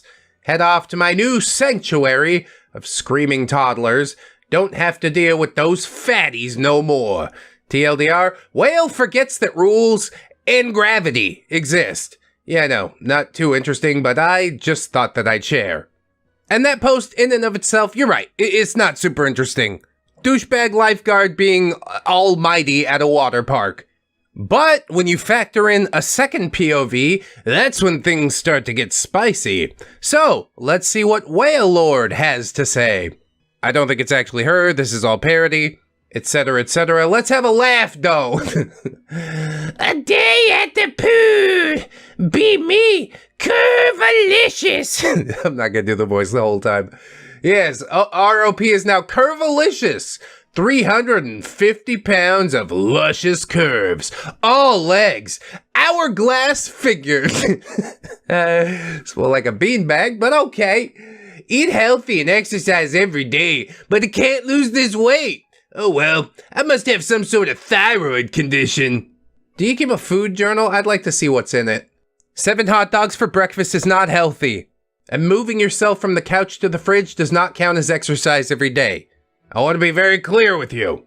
Don't be total jerk. Some anorexic a-hole lifeguard who thinks they have a chance with me. I let them down, and they freaking fat-shamed my kids and I.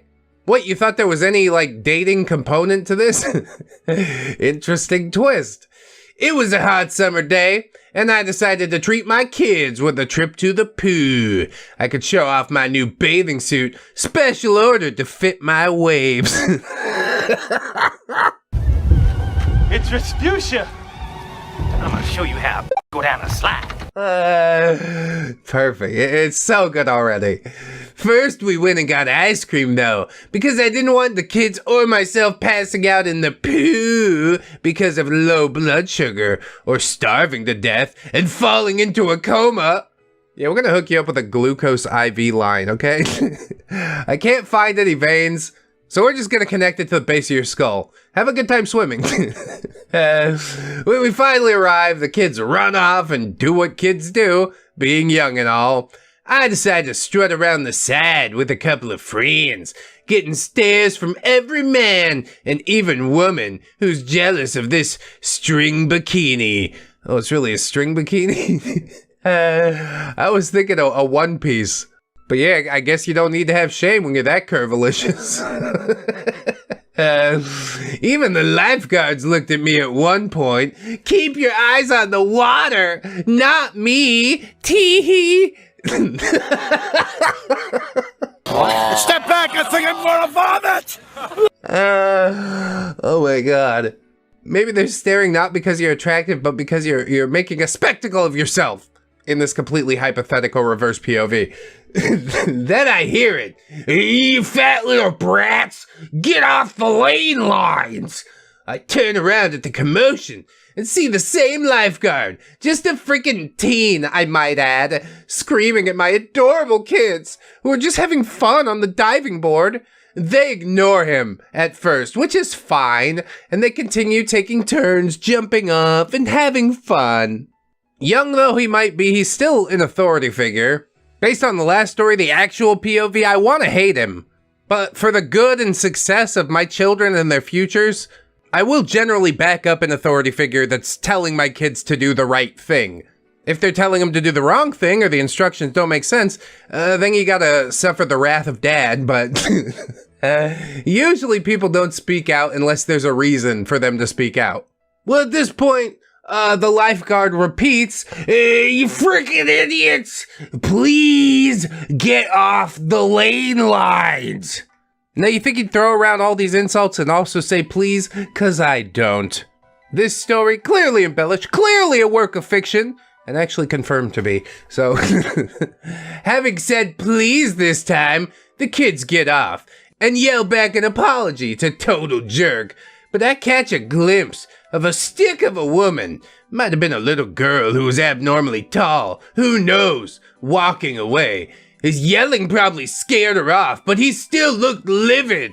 Of course, I was worried the total jerk was going to attack my kids. Based on what? Excuse me?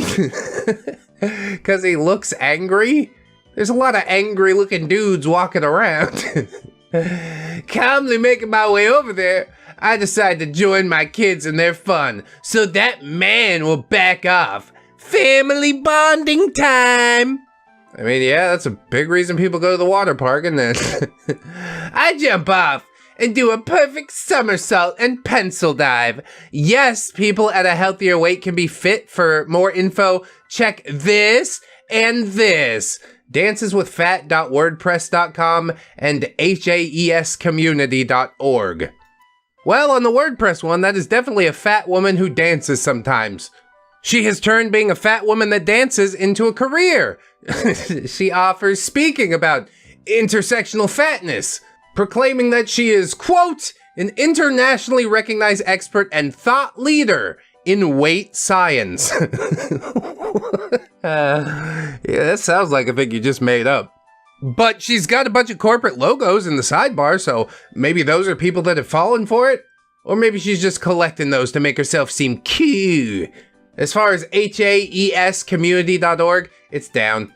But that acronym does stand for health at every size. And personally me, I ain't gonna believe in that. Every size is a bit too inclusive, okay? Health within a slightly wider range of sizes than we might have been used to 100 years ago, maybe. But I don't even believe that. Why are cancer rates going up? Whatever, that's a whole different editorial for a whole other day. For now, I'm just gonna leave it with, I don't believe you. I was making a big splash in the pool and relishing in the applause from the community. Wow, the whole community clapped. Must have been a hell of a splash. I hang on to the lane line so I could watch my kids, forgetting all about Total Jerk, since I'm having way too much fun for all of that mess. Then the jerk says, Hey, you fat cow! Get off the freaking lane lines before you snap them! That's not what happened. That's your ego rewriting the situation to help yourself be in the right. But it's not objectively what happened. I'm not gonna say he's a consummate professional or anything like that, but he's definitely not stupid enough to risk his job to call you fat. I am shocked by this behavior, but I choose to ignore it and have the benefit of the doubt. I'm sorry, why is it such a big deal? It's a public pool, after all. Oh yeah, that means you can do whatever you want, like I said. Poop in the water, dump your used motor oil in it, who cares, right? It's a public pool. It's not like I want to keep it nice in case I have to come back later. I tried to make a joke and laugh, but it didn't work like I had hoped. It's always a joke. Haha, I got all you guys. I was just pretending to be stupid. Just lean in, you know? You can actually be stupid and do just fine. Look at me! Total Jerk says, well, the lane lines are expensive, and under your giant mass, they might break. They might break no matter what. They might break if you bend it at a 45-degree angle. They're crap, I'm telling you. Get the ones with the rope and the little buoy at certain intervals. Whatever. Nobody ever listens to me. Now I'm livid. You can mess with my kids. You can mess with my friends, but if you try and fat shame me, I will get freaking pissed. Just because I'm heavier than you doesn't mean that I'll break the line. Well, it's the freaking rule, so get off it anyways. I get off and effortlessly climb out of the pool. Are you sure about that? I like how she had to specify it was effortless. It kills me. Where's your manager? You cannot just shame me about my weight. This is discrimination. He calls the manager over, and as I start to calmly explain the situation, Total Jerk breaks in again. She thought the lane lines would support her. They both had a hearty laugh as I stood there, embarrassed and flustered. Oh no, what a horrible day at the water park not listening to the lifeguards. Even if internally he is a total douchebag, you couldn't have known that. He gave you an instruction, just follow the instruction. It's gonna be fine. Of course, I took my kids from the pool, told my friends about what happened, and we will never be returning. I canceled our membership on the way out. My kids were upset that we had to leave, so we all went to McDonald's and enjoyed the air conditioning. No complaints. Enjoyed the air conditioning. Smelled like socks and stale French fries. Needs must, I guess. TLDR, freaking anorexic dude fat shames my kids, and then the manager joins in. We decide to go somewhere else and relax in the AC. Also, apparently that lifeguard has an account, Kigo the Wise, and already posted their side of the story here, which we just read. So what did we really learn here today? Not a whole lot. Stay off of the lane lines, I guess. It was an interesting thought experiment, having these two POVs. I've been looking for some 4chan green texts that do the same thing. Maybe some point in the future we'll get those off the ground, but for now, I think we'll just do another Fat People story. Beef out this video a little bit more. I hope that you guys enjoy it. Ham friend copies everything about me, except my diet. Oh, that is a component, isn't it? I also love the username, user pre-diabetic salesman. I'm a little upset, as I actually wrote a more detailed and humorous post, but the app deleted the draft when I updated it. Unfortunately, I must rob you, the reader, of the complete experience, as I simply couldn't recreate it. Damn, that sucks, but also really good get out of jail free card. Hey, if you guys don't like the story, I totally wrote a better one before, but it's just gone now. So, some background. Ham friend has been a ham since childhood. I was a ham for my entire 20s and my early 30s. We're both the same age, less than a month apart, and about 5'7". I have a slim or average frame, so when I was heavy, the weight would mostly sit on my butt, thighs, but mostly my belly. He has a much wider frame. He's kind of built like a mini defensive NFL player. His fat is all over his body, but mostly in the same places that mine was. I'm told we're genetically predisposed to be this way, South Asian. I like ham, but he's prone to depression, and he can be really annoying and needy. I can really only tolerate him in person in small doses. Annoying and needy and also your friend? It's not the way we talk about our friends there, OP. But okay, tell me what he did that's so egregious, besides wanting to make a f***ing human connection. Like the title says, he's always copied my whole style and tried to befriend my other friends. Music, hairstyles, vernacular, clothing brands, hobbies, etc. I remember when I had a black girlfriend, the lengths he went to date black women were just hilarious. Honestly, it'd make a good HBO series or something. I'm a level with you, that series sounds like complete dog shit. I am pretty skeptical of these things, mostly because people who run in the same social circles tend to like the same things. The black girlfriend thing's a little weird, but maybe he just saw yours and was like, damn, I gotta get one too.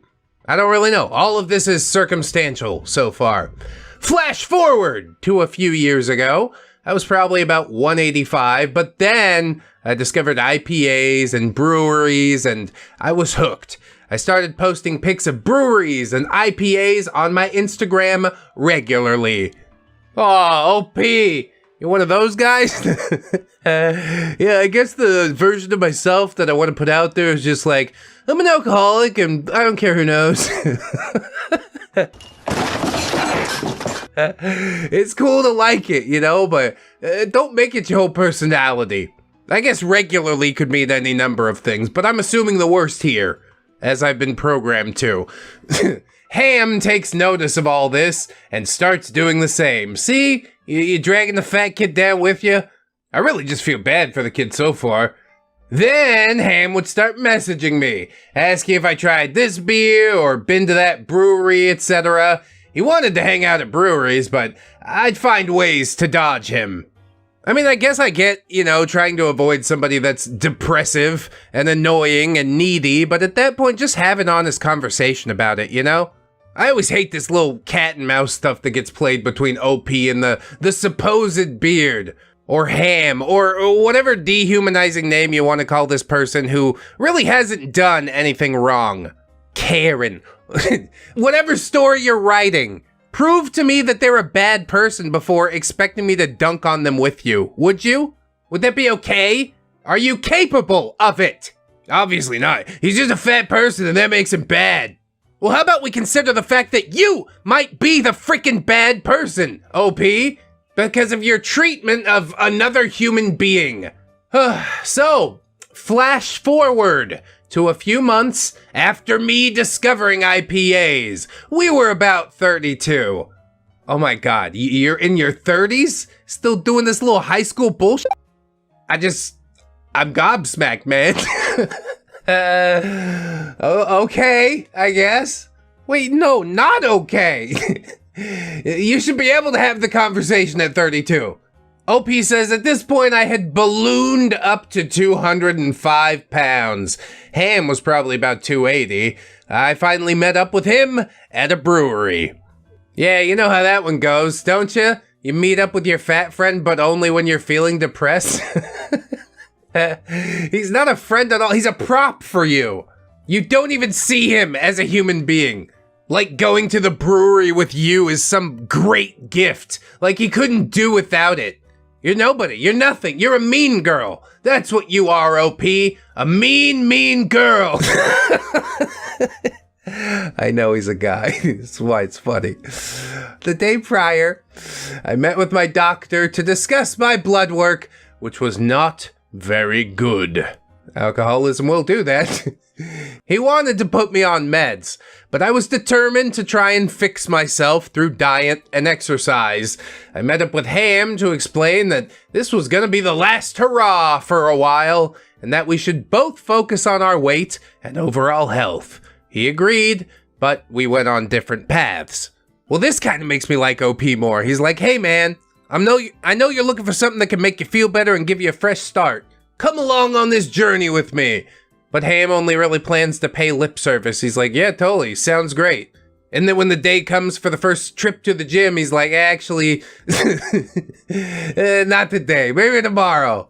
So you invite him for a week and he never comes along and eventually you give up.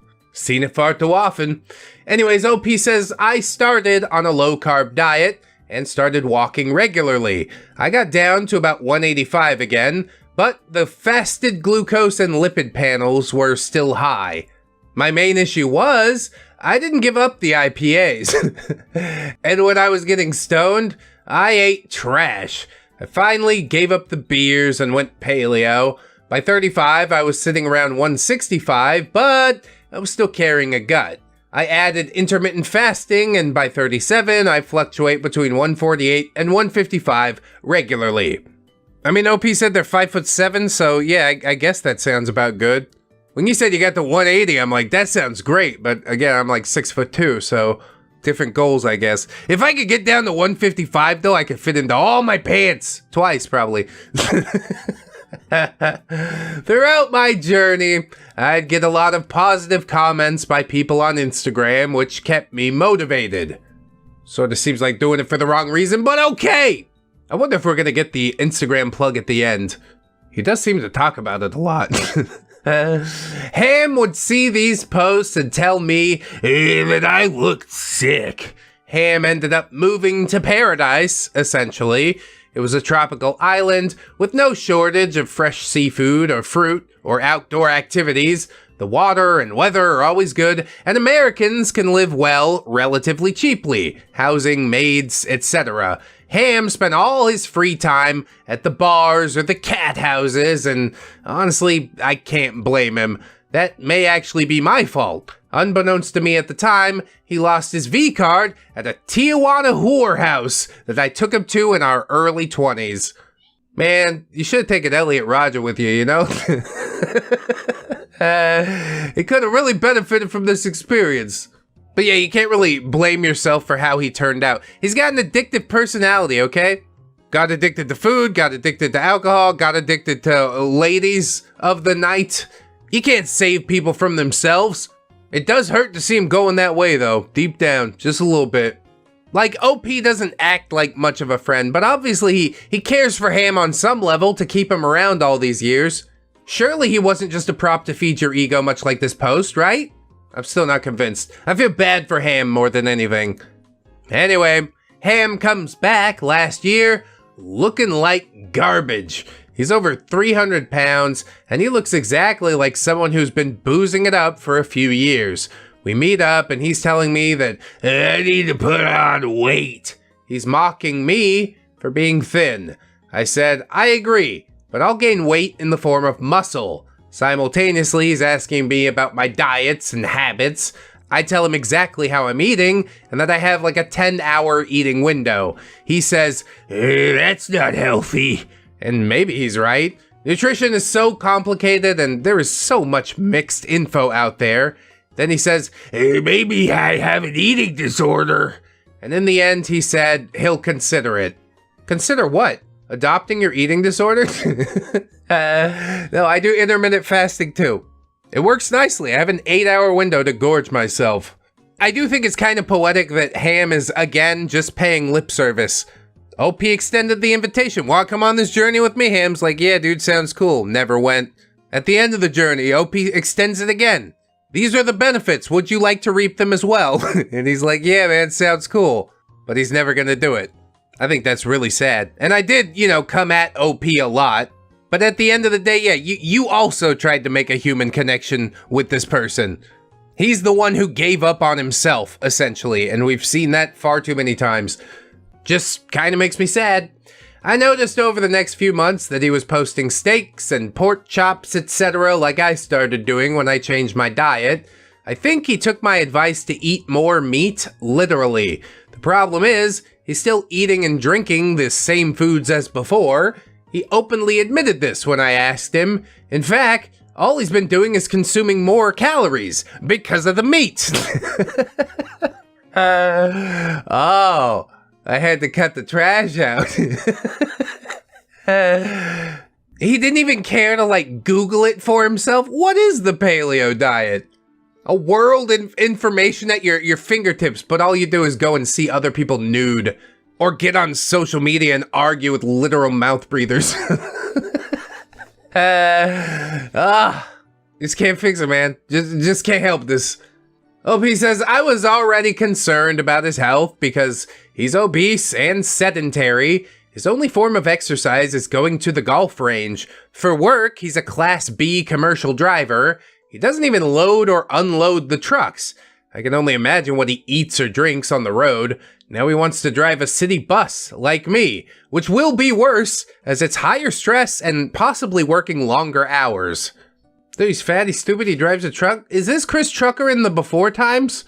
I'd love to see Chris the bus driver. No, wait. No, I wouldn't. I guess public city bus, not school bus. And that's what my brain immediately jumped to, and I hate it. Maybe Dean would be good, but, Dean's the reformed Chris. Watch the Chris Trucker series if you haven't already. Thanks so much.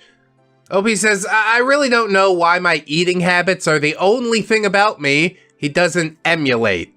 Sounds to me like you weren't clear enough with him about the things that you wanted him to emulate. He's flying by night over here. I have not seen him yet this calendar year. He messages me regularly to let me know that I still look sick. Show me that he's at the Mexican cat house and complain about his life. Mostly about him being lonely romantically. Yeah, I don't think the ladies at the cat house are gonna fix that one. Matter of fact, they'll probably damage your chances for life. And in the end, it's not their fault. They just wanted to make some money. Don't call it a grave, Ham. This is the future that you've chosen, I assure you. He does have a relatively easy life, in my opinion. He lives in a nice neighborhood. He doesn't pay his parents' rent. And he drives their car. He's 37? Oh my god, dude. It's over. I hardly ever say it's over, but really? Pack it in. It is Chris. My mind is just blown right now. What is this supposed to be? He also doesn't pay their insurance either. And the parents are gone about 7 months of the year. As far as I could tell, he only spends his money on golf, courtesans, and food or booze. I advised him to focus on his health and happiness, and that love will find him. But he's impatient. His parents are first cousins, which I'm sure contributes to his physical and mental health issues. What a curveball at the end. Oh, by the way, His parents are first cousins. Maybe start with that. That would add a lot of context to everything that we just stood witness to, right? I think he's just not too bright, man. Everybody's taking pity on him because he's not too bright. And I think that he could probably do better than he is, but the counterpoint to that is like maybe he's already doing better than he would have, you know? I don't know how severely that sort of thing affects people. I mean, fairly severely by some royal families I've seen. What a twist at the end. I can't get over it. I think OP and Ham both were both just doing the best with the hand that they were dealt. I take back the mean things that I said, okay? We had the everybody sucks here stories first, and now we got this, hey, everybody's actually all right. At least for the most part. The first thing she said to me was, "Good God, OP, you've gotten fat!" Thanks, so have you. Okay, all right. Now, do you prefer Fatty or Miss Boombaletti? Apparently, I lost weight so I can behave like a skank. Or the Dragon Fruit Saga, part number 1. And I mean, anybody who's telling you that, really probably jealous, you know? Flaunt it if you got it. I don't. Very lovely Monday, la la la la la, for all you Fat People Stories folks. This one might not be as Jimmy rustling as some of my other stories. I just felt that it could be shared here. That's fine. I'm down for the ride. The cast, OP Kinvara, 26 female, finally hit my goal weight of 59 kilos, 130 pounds, at 5'6" 2 weeks ago. I weighed 212 pounds at my heaviest in October 2017, and I chipped it away gradually with the help of calorie tracking apps and long walks, swimming, and cracking down on sugar consumption. And that really is all it takes. I wanted to get skinnier. I stopped eating as much. Yeah, it works. My friend String Bean, 27 female, approximately 125 pounds at 5'9", bride-to-be, relevant to the story as the incident occurred at her engagement. Oh boy, I love the wedding crashing stories.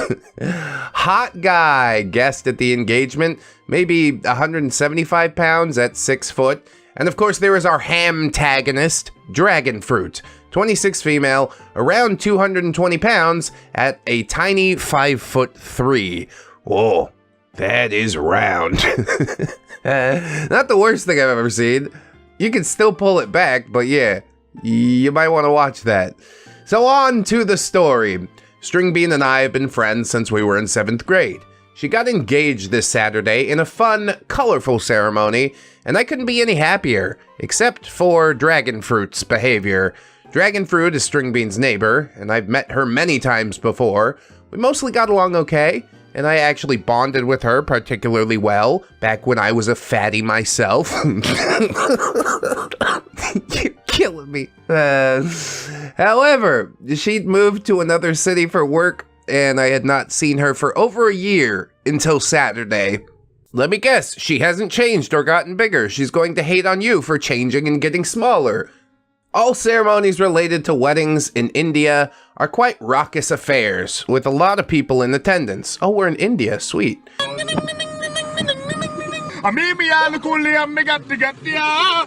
This one was no different, with at least 150 guests. Being part of the bridal party, I was with String Bean and several of her female relatives and friends in the dressing room. We were all having a fun time, dolling up and oohing and eyeing over String Bean, gossiping, you know, the works. Sounds like one long hen night, but I'm glad you're enjoying yourself. In walks Dragon Fruit, at least 15 to 20 pounds heavier than when I last saw her, in a bright magenta lehenga with a white and black choli, which is traditional Indian garb. This garb was clearly a couple sizes too small for her. This also explains why I named her Dragon Fruit. Oh, because magenta and round and seemingly spiky. Do you think she bought the dress and outgrew it, or is she just in denial about her actual size? Usually people get lehengas stitched to size rather than buying them ready-made, but this one clearly did not fit well. But the color she chose also absolutely did no favors, as it only highlighted her every roll and bulge. But she looked pretty fabulous overall. She'd always had a great taste in accessories and mad makeup skills. After she and String Bean had finished with all the squealing and hugging and "you look gorgeous" and back and forths, I went up to say hi. "Hi, Dragon Fruit. So nice to see you. When did you get here?" I exclaimed, big grin on my face. For a while, Dragon Fruit just stared at me. Then her eyes raked me top to toe. She said nothing for about 10 seconds, and I started to feel awkward. Oh, trust me, it's gonna get more awkward than this. You'll wish she just said nothing the whole time. "Oh, OP! Hi. You look different," she said in a clipped voice. "Yeah, I lost so much weight this past year. Isn't it amazing?" String Bean giggled while the hairstylist put the finishing touches to her gorgeous bouquet bun. "But is that even healthy? You're like half your size last year. Did you get surgery or something?" Dragon Fruit asked. Then you stand up and say, "No, stupid, I didn't. This is all willpower. I made this happen." I sensed several pairs of eyes on me. Yes, a weight loss of over 80 pounds in a year is dramatic. However, it's totally doable with reasonable lifestyle changes, and I told her exactly that. Yeah, stop drinking the sugar drinks and that. You'd start dropping at least a few pounds. OP says, "No, Dragon Fruit, I didn't get any surgery done." "Huh," was all she said. Dragon Fruit then proceeded to ignore me for the rest of the time that we were in the dressing room. This stung a bit, but there were also several other people that I knew there, so soon enough, I forgot about her. She's not worth remembering, honestly. Especially if you're gonna be a hater like this, dude. Come on. It's okay to celebrate the success of other people. About an hour later, String Bean and her fiance are up on stage. They've exchanged rings and are now cutting the engagement cake. I guess I didn't realize there's like a whole engagement ceremony. I got down on one knee in the middle of my wife's birthday. I jacked the karaoke mic. I was like, "I love you so much, please marry me." And she sat there and laughed for far too long, and I was about to just run away, like in the animes.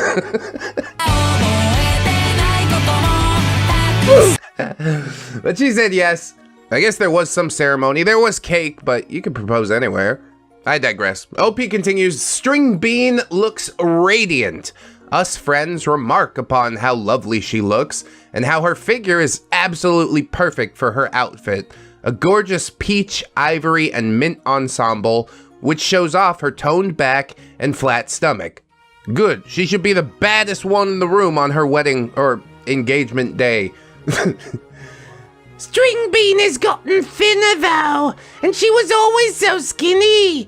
I wonder if it was because Beanstalk asked her to lose weight for the wedding," Dragon Fruit muttered snidely. String Bean's fiance Beanstalk was around 6'3" and 165 to 170 pounds. Wow, that is a wiry boy too. I've wished for years I could get myself under 200, down to 180. Maybe this is my sign. Also, Dragon Fruit, try not to be a bitch, okay? Just make the attempt. People look this way because they enjoy looking this way. It is pleasing to the eye. Monkey Brain says yes. OP says, "Would you just stop? She looks great. Don't complain about her on her engagement," I said, and a couple of others agreed. Dragon Fruit just snorted and walked away to join some other people. Was she snorting, or is that just how she breathes? Sometime later, us friends headed over to the buffet, and we were filling our plates with absolutely delicious-looking food. I was contemplating the choice between a sabzian kiteri and the paneer kopuri with butter naan, and I heard a deep voice rather close to my face say, "The teri is absolutely amazing. You must try it." I looked up to see this really, really handsome man behind me, smiling shyly. Terry it was then. I took an extra helping just because of how cute he was.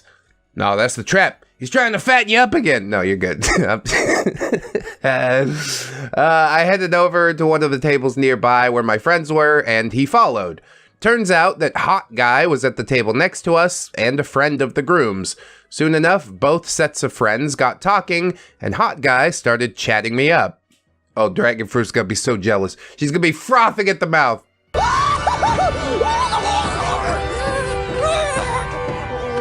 I love it. Indeed, Dragon Fruit spotted us.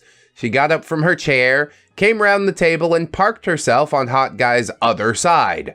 She started to make conversation, asking him how he knew Beanstalk, what he did for a living, where he stayed, etc. No harm done. Once he had answered her questions, though, Hot Guy turned to me, and we started talking about pets and colleges, jobs, and TV shows. Most others were done with lunch, while we continued to chat. Yeah, Dragon Fruit continued to sit there and seethe. Why is he not talking to me? Well, your personality sucks for one. And there's a lot of things to pick for two, but I think I'm going to go with you look like a giant round tropical fruit. That's not how humans are supposed to look. At this time, Dragon Fruit tried hard to interject. At one point, Hot Guy and I started to discuss Game of Thrones, and Dragon Fruit kept interrupting with statements that made it obvious that she didn't watch the show. Think, oh, but Daenerys' dragons are yet to grow up. And Robb Stark looks so good. I love his character. I can't wait to see him in the next season. I never watched Game of Thrones. After reading the Roger Manifesto, I don't think I'd be interested in watching Game of Thrones. But I believe you. Whatever she said is probably a dumb thing to say, okay? Anyway, she also wanted third and fourth helpings in this duration, but didn't want to leave Hot Guy alone. Cue pleading other friends to get her a few extra roadies or a few jalebis. As you're going to the table anyway. Roadies, dude? It's like a buttery flatbread. You really should probably not eat multiples of those, okay? Jalebi is one that I had to look up, but it looks like a sweet Indian funnel cake. Please don't eat that either. Just stop. You've had enough.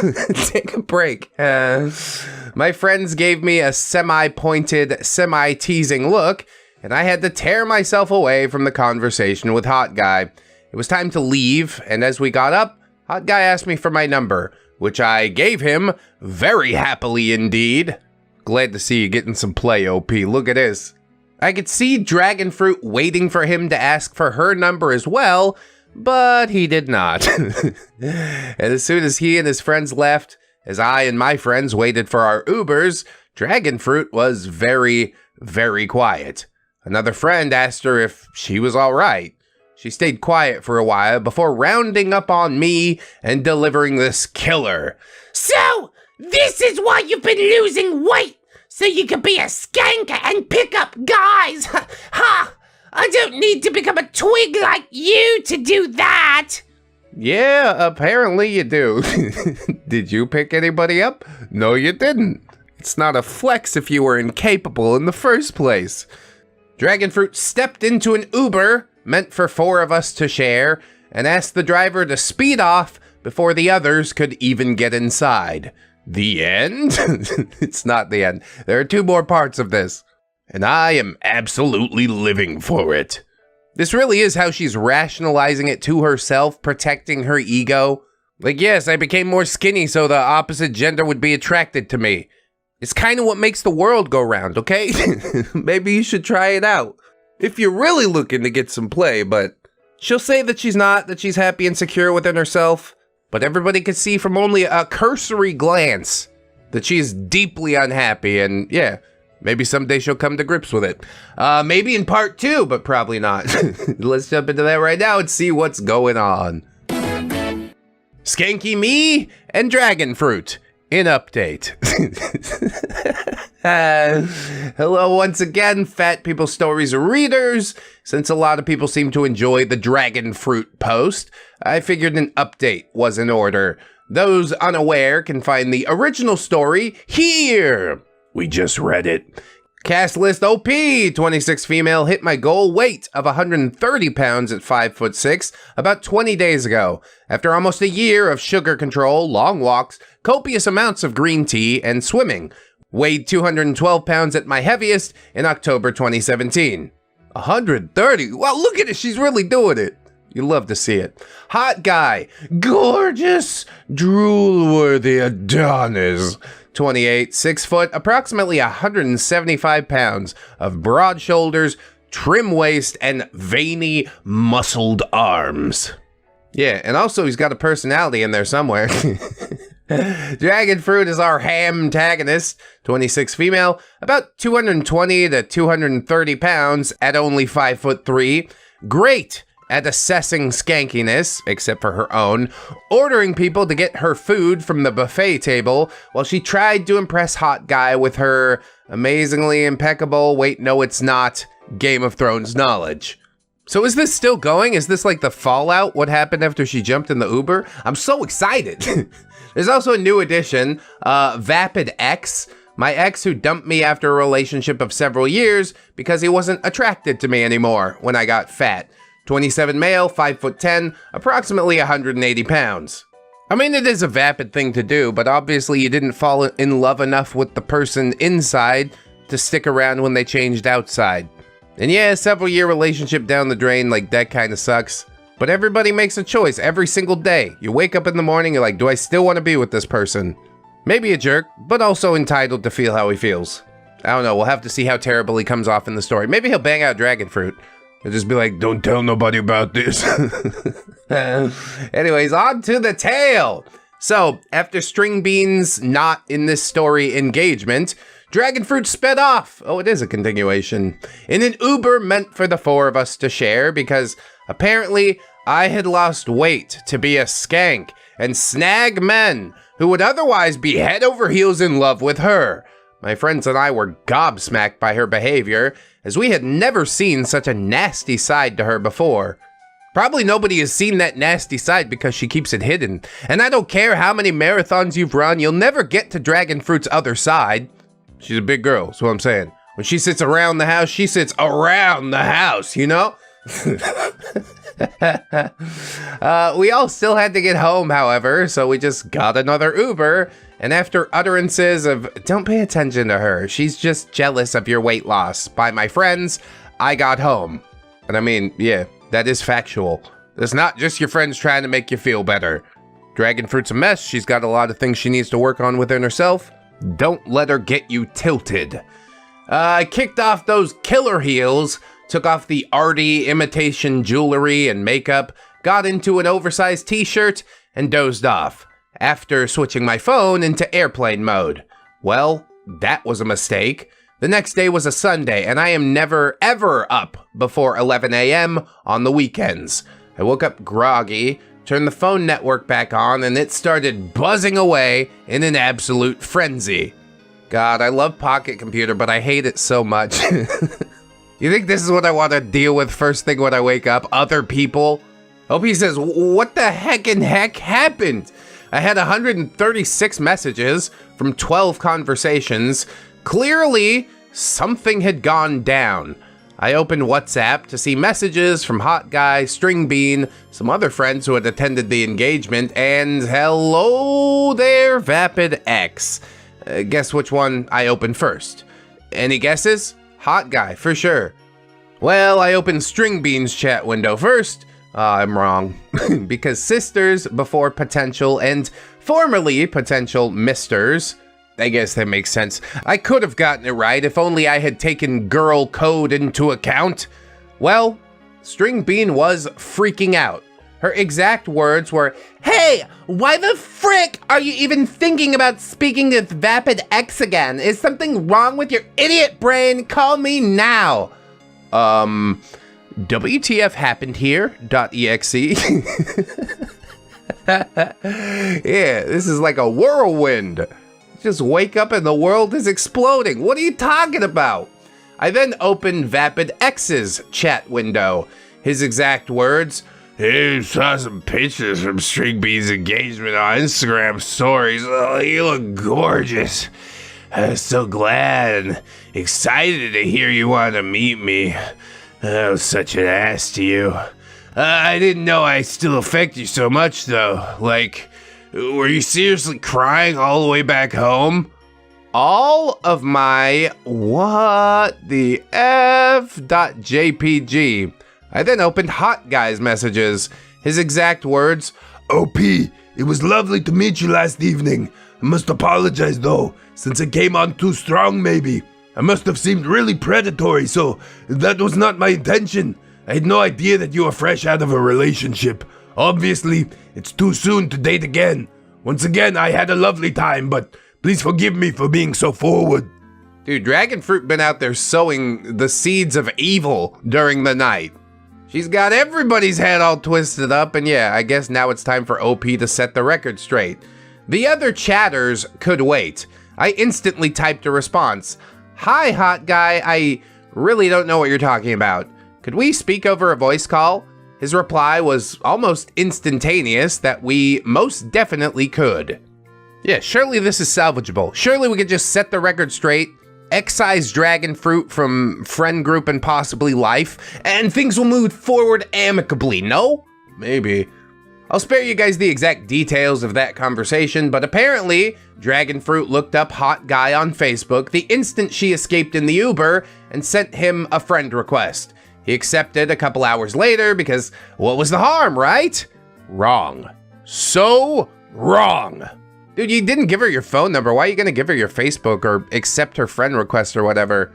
Like, I'll follow you back on Twitter and stuff like that, but my personal Facebook, nah.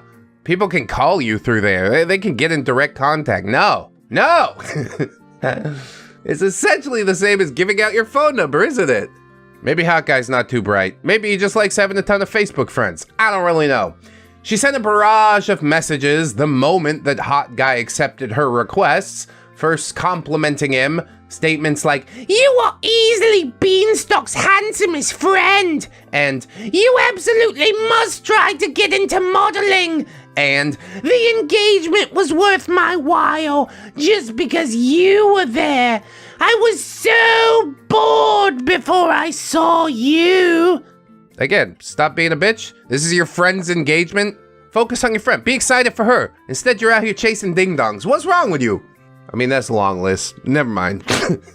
And then she said, "So, I noticed you were also speaking with OP. God, she was interrupting our conversation so often." What? Girl, what the f*** is you talking about? You're third wheeling here. "She's always been like this. Can't stand to see me talking with a handsome guy. She thinks just because she's now a stick that she's such hot stuff. She's just insecure. She was even heavier than me once, you know." Okay, but she's not now. Surely he remembers that Dragon Fruit was the one bursting in onto the conversation, right? Don't let yourself be gaslit by all this. She's rewriting the narrative, maybe just in a way that this makes sense to her ego. Maybe she's not purposefully lying, but she is definitely lying. OP says, "Hey, Dragon Fruit, bitch, even at my heaviest, I was lighter than you while being 3 inches taller." Really, at a certain point, it's not even about the bodies or how secure or insecure you are within them. It's about the personality. Like, even if Dragon Fruit was super skinny and dunking on how supposedly fat OP was, it still wouldn't be okay. The personality is what makes all the difference in stories like this. I just figured I should reiterate that part a little bit more. Hot Guy claimed to have said this. No, not at all. She wasn't interrupting. On the contrary, I had a fabulous time talking to her and you. Such a gentleman. And it's great that she managed to get so fit then, if what you say is true. I once weighed close to 280 pounds myself, so I know the struggle. In fact, thank you for telling me this. OP and I have more common ground than I thought. Got him, coach. Uh-huh. Uh-oh, bitch. You plan to disgust him by harking back to my former fatty self, suffered an epic fail. Bro, that's the best thing ever. Then, of course, she's gonna shift gears, and OP does say she tried another tack. And she said something to the effect of, "Oh, is that so? I'll warn you, though, she's freshly out of a very long-term relationship and still pines after her ex. She still stalks him on social media, and in fact, today in the Uber home, she was crying." Like, how do you say things that are objectively false and assume it's not gonna get back to you at some point? She was jealous that String Bean is engaged before she is, and she thought that ReddX was her soulmate. She misses him terribly. I thought that you should know this, as you seem like a great guy, and I don't want you getting hurt. She also said she thought you were creepy, and only being nice to you because you're Beanstalk's friend. What a horrible, duplicitous person. How does anybody still call this human being a friend?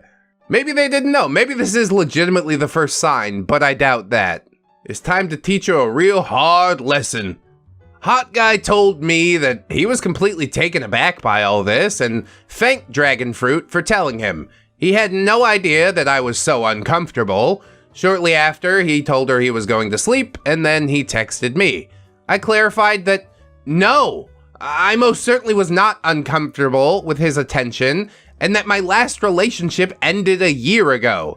He seemed relieved and actually let out a long, oh, phew. I then told him to give me some time, as I needed to sort some things out. He said, sure, and asked me to ping him later. Yeah, sort some stuff out. That stuff being one duplicitous ham beast. It was then that I called up FatPeopleStories. He was super effusive and gushy, the way he behaved in the first flush of the relationship.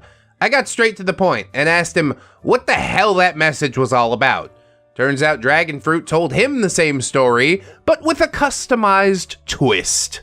She said that I was crying in the Uber about how much I missed Vapid Guy, and that even a handsome man like Hot Guy didn't make me feel like he did, and that I lost all the weight so that VapidX would take me back. Making stories up about yourself. What's wrong with you? No.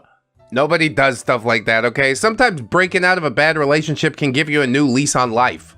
That's what actually happened. OP said I'm going to make him jealous by living my best life. I mean, it's like one of those things where you don't actively think about him, but when they meet you in passing, you're like, hey, yeah, you missed out. He ended with, it was never about the weight, baby. Of course I miss you terribly, and I want to patch things up too. Oh, let's meet this Saturday. Nah, bro. Nah, we had our shot. We're done now. That's how these things work. No second chances. Just to drive home my point about him dumping him for my weight, this is what he said to me before we broke up. You were so slim and trim back in junior college. Everyone stared at you and I felt so proud. Now no one looks at you. You've slacked off and don't want to be pretty for me anymore. I deserve better than this. I just don't feel attracted to you anymore. I'm sorry. Message dated September 28th, 2017. Bro, and she kept the receipts. What? How are you going to deny this? I also think it's really pathetic to date someone based on how they make others perceive you. But it happens a lot, so perhaps we just live in a vapid world. Doesn't really make it okay, though. Have a frank conversation. Say that you could help her turn it around. We'll both go on a diet together, you know? You can't just bail, throw away several years because you're like, hey, you're fat now. It's a bad look. Anyway, back to the present. I told VapidX that Dragonfruit was making all that crap up, and that no way. I didn't even want to hear his voice ever again. I disconnected the call while he was blubbering something about soulmates, true love. I decided to call Dragonfruit. I was gonna let this bitch have it for real. Unfortunately, she had me blocked on WhatsApp, Facebook, Instagram, everywhere. Her phone was switched off as well. She'd probably realized that she had taken her lying too far, and I decided to leave that matter be. Why? Because I got this text from Hot Guy. That's why. Forget her, will you? I was just being polite by talking to her. It was you who had my full attention, and I was not even afraid of making that clear. How about we meet for coffee at really upscale cafeteria, and I upload a picture of us together. That would show her. So we're going on our first date tomorrow, guys! Ah! Wish me luck. Hey, good luck. How old is this story now? 5 years? Yeah, still good luck. I hope you're still together. Or, I don't know, you banged it out and left it at that, if that's what you're shopping for. Honestly, I shouldn't be shocked that this is the sort of fallout that happened. Never underestimate the pettiness or vindictiveness of a wild ham beast, you know? She's made you losing weight all about herself. She's taking personal offense about this personal choice that you've made. It's got nothing to do with you. You could do the same thing if you really stuck to it. But no, I guess it's just easier to lie on Facebook and hope you get away with it. What an idiot. There is a part 3, so maybe she did unblock OP at some point. Let's get into that right now, and we'll see how it goes. Oh, this is a year after the first one. Dragon Fruit is back, and she's trying to steal my fiancé. Is Hot Guy your fiancé? Oh, we have so much catching up to do. Hello, dear friends of the Fat People Stories fraternity. It's been ages since I last posted here, and most of you have probably forgotten about me. Totally not seeking validation here. I'll be honest, I don't know you from Bob OP, but I do like your writing style. For those of you who do remember me, and Dragon Fruit, I guess, I have a juicy new update, which should sate any likely sugar lows. For those who don't know Dragon Fruit and are interested to know, here's a link to the last Dragon Fruit story. We shoved it all in one video, it's fine. Characters, OP, 27 female now, 5'6", 130 pounds, and my heaviest I weighed 212. But I brought that down to a low of 120 before, you know, gaining some of it back. It's the I'm blissfully happy in my relationship weight, so please don't sue me. Yeah, I definitely got some of that weight too. You just need to set a line. You're like, we're not gonna cross this line. Can let it go a little bit. Don't let it go completely. Hot Guy from the previous story who is now my fiancé. He's a gorgeous, wonderful man, 30 years old, 6 foot and 187 pounds. I thought he was 6'3". Has he shrunk in his old age? Dragon Fruit, 27 female, approximately 200 pounds at 5'3". Hey, look, she's going the right way too. Maybe she is making some changes. Maybe she's a brand new person, or so we thought, until she tried to steal OP's fiance. She's been thirsting for a year. Sad. So for those who have referred to the last story, yes, Dragon Fruit lost some weight. And honest to God, I would be happy for her if she didn't strut around thinking that she'd suddenly turned into a supermodel and tried to seduce every halfway attractive man she met, especially those already dating her own friends and acquaintances. Bro, she's cancer. Everybody needs to cut her out. Wifey used to have a friend like this too. A little bit of a tangent, I guess. But we went to meet this friend and wifey's like, be careful because she tried to come on to my last boyfriend. Sure enough, we're sitting in a restaurant. She's getting a little too close. I got up to go to the bathroom, come back and sat next to my wife. I used her as a barrier. Like, I don't want to be involved in this. And then like a couple months later, it's raining and she comes to my house. I'm like, bro, you don't even live in this town. What are you doing? She's like, it's raining. Can I come inside? I'm like, sure, whatever. But I'm streaming. Wifey got exceedingly jealous that I left her inside, but thankfully I was streaming, so I had the receipts. Now we've cut her out. Now she has her own husband, who she cheats on. All this to say, yes, Dragon Fruit, bad news. Without further ado, here goes the semi-saga. So Hot Guy and I met at a wedding engagement and started the date shortly after. Is it the same thing? I guess it doesn't matter. I'm just kind of confused by the wording. This all seemed too good to be true because honestly, this dude is wonderful in every aspect. The most caring guy I've ever met, honest, compassionate, devilishly funny, and handsome as sin. My self-esteem, which was badly battered after having been dumped by my ex due to my weight, took a while to recover, even after I shed close to half of my body weight. For a while, I couldn't honestly believe that Hot Guy was really into me. Honestly, it's the fat kid syndrome. I was a pretty chunky boy throughout childhood, but then when I hit high school and stretched all out, the hormones backed me up, I turned into an attractive young man. But I didn't see myself that way. I still saw myself as the fat kid, even after Navy boot camp. Getting plenty of play, but it's like hard to come to grips with it for yourself. I understand where you're coming from for sure. However, 3 months ago, Hot Guy popped the question, and we got engaged a month later. We are due to be married in April 2020, and I couldn't be happier. Dragon Fruit, however, had differing opinions on this turn of events. Why is she back, dude? I thought she blocked you on everything. I thought this was over. I thought we could all go home. Not yet. Not yet. On the day of my engagement, I weighed 126 pounds.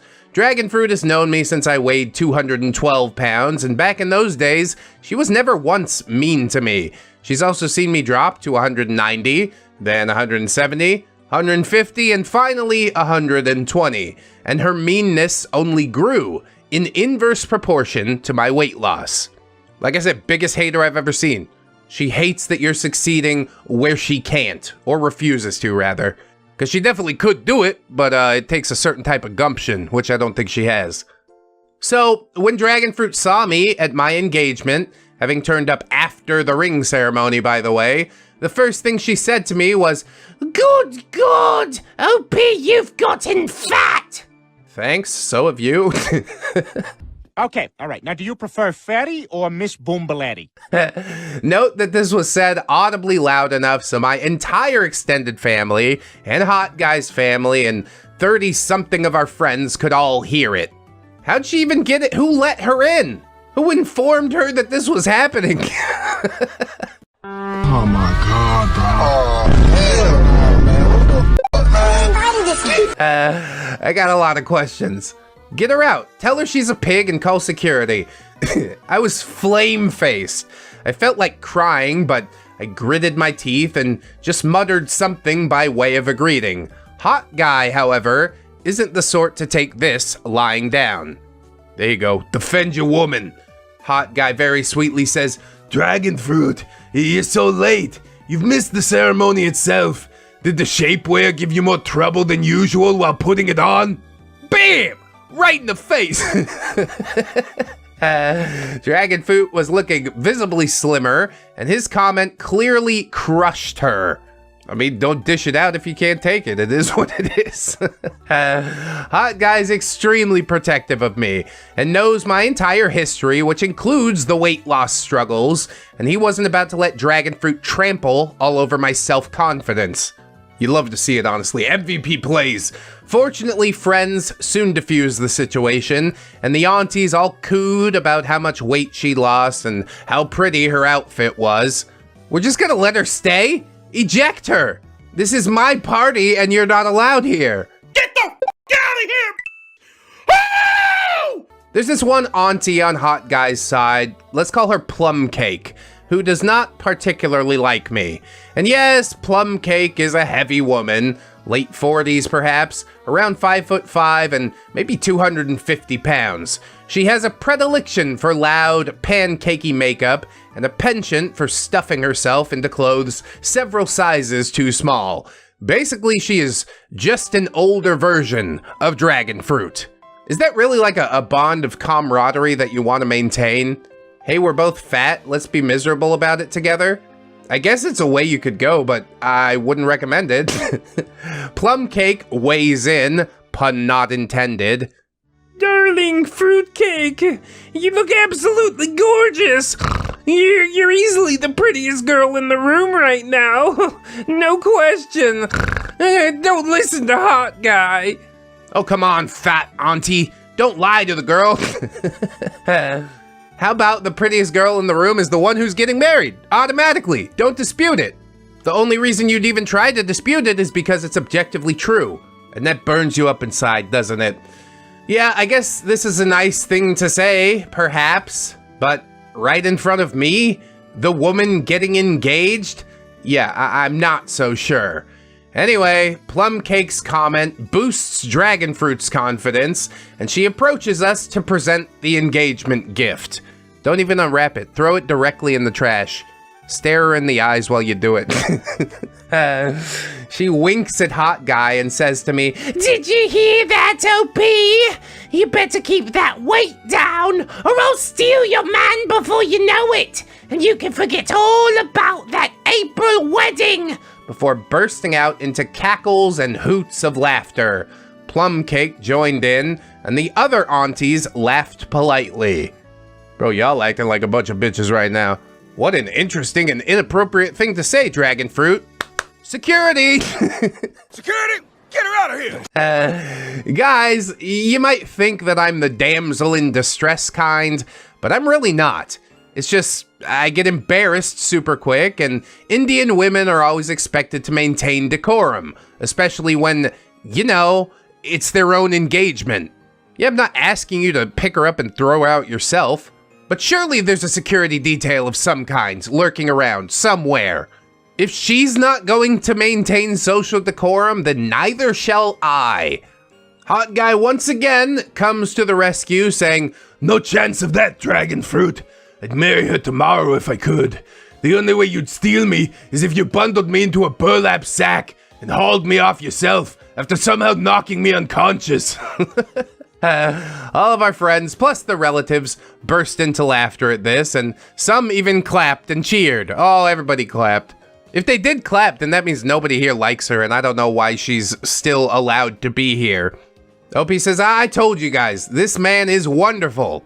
Also, very popular, while dragon fruit is, not. Good, take her out back, put the boots to her, see what I care. Put the boots to him, medium style. Anyway, the engagement was uneventful from here on out. We were thoroughly enjoying the post-engagement phase until last night. You see, Hot Guy is friends with Dragon Fruit on Facebook. Still? What? Unfriend that bitch. No, man. Why? And we have multiple mutual friends, so she also has his number.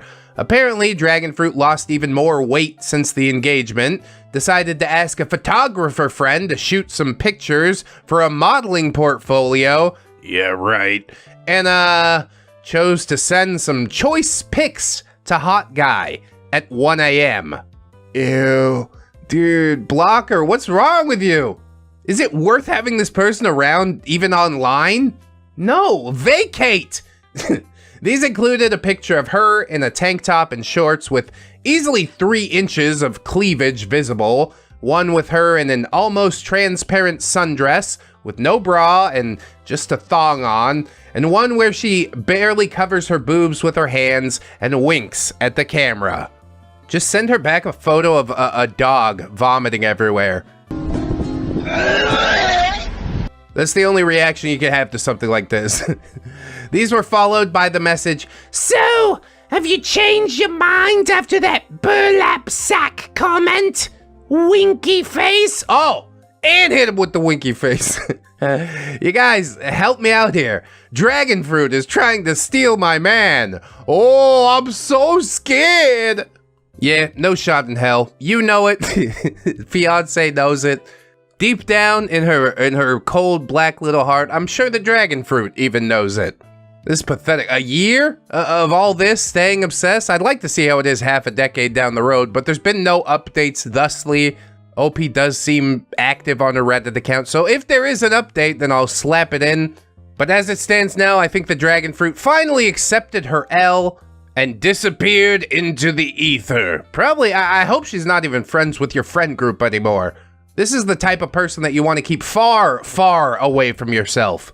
Unlike the people who watch this video all the way to the end, which are people who I'd like to keep very, very close to myself. Thank you guys so much. If you like some more bad dating stories, that playlist on the end card. Thank you as always for watching. Always remember, friends, that you are loved, you are worthy, you definitely, definitely deserve it, and I shall see you in the next one. So until then, bye-bye. Thank you for calling ReddX Industries. Your call is very important to us. Please hold on the line while we decontaminate the lab.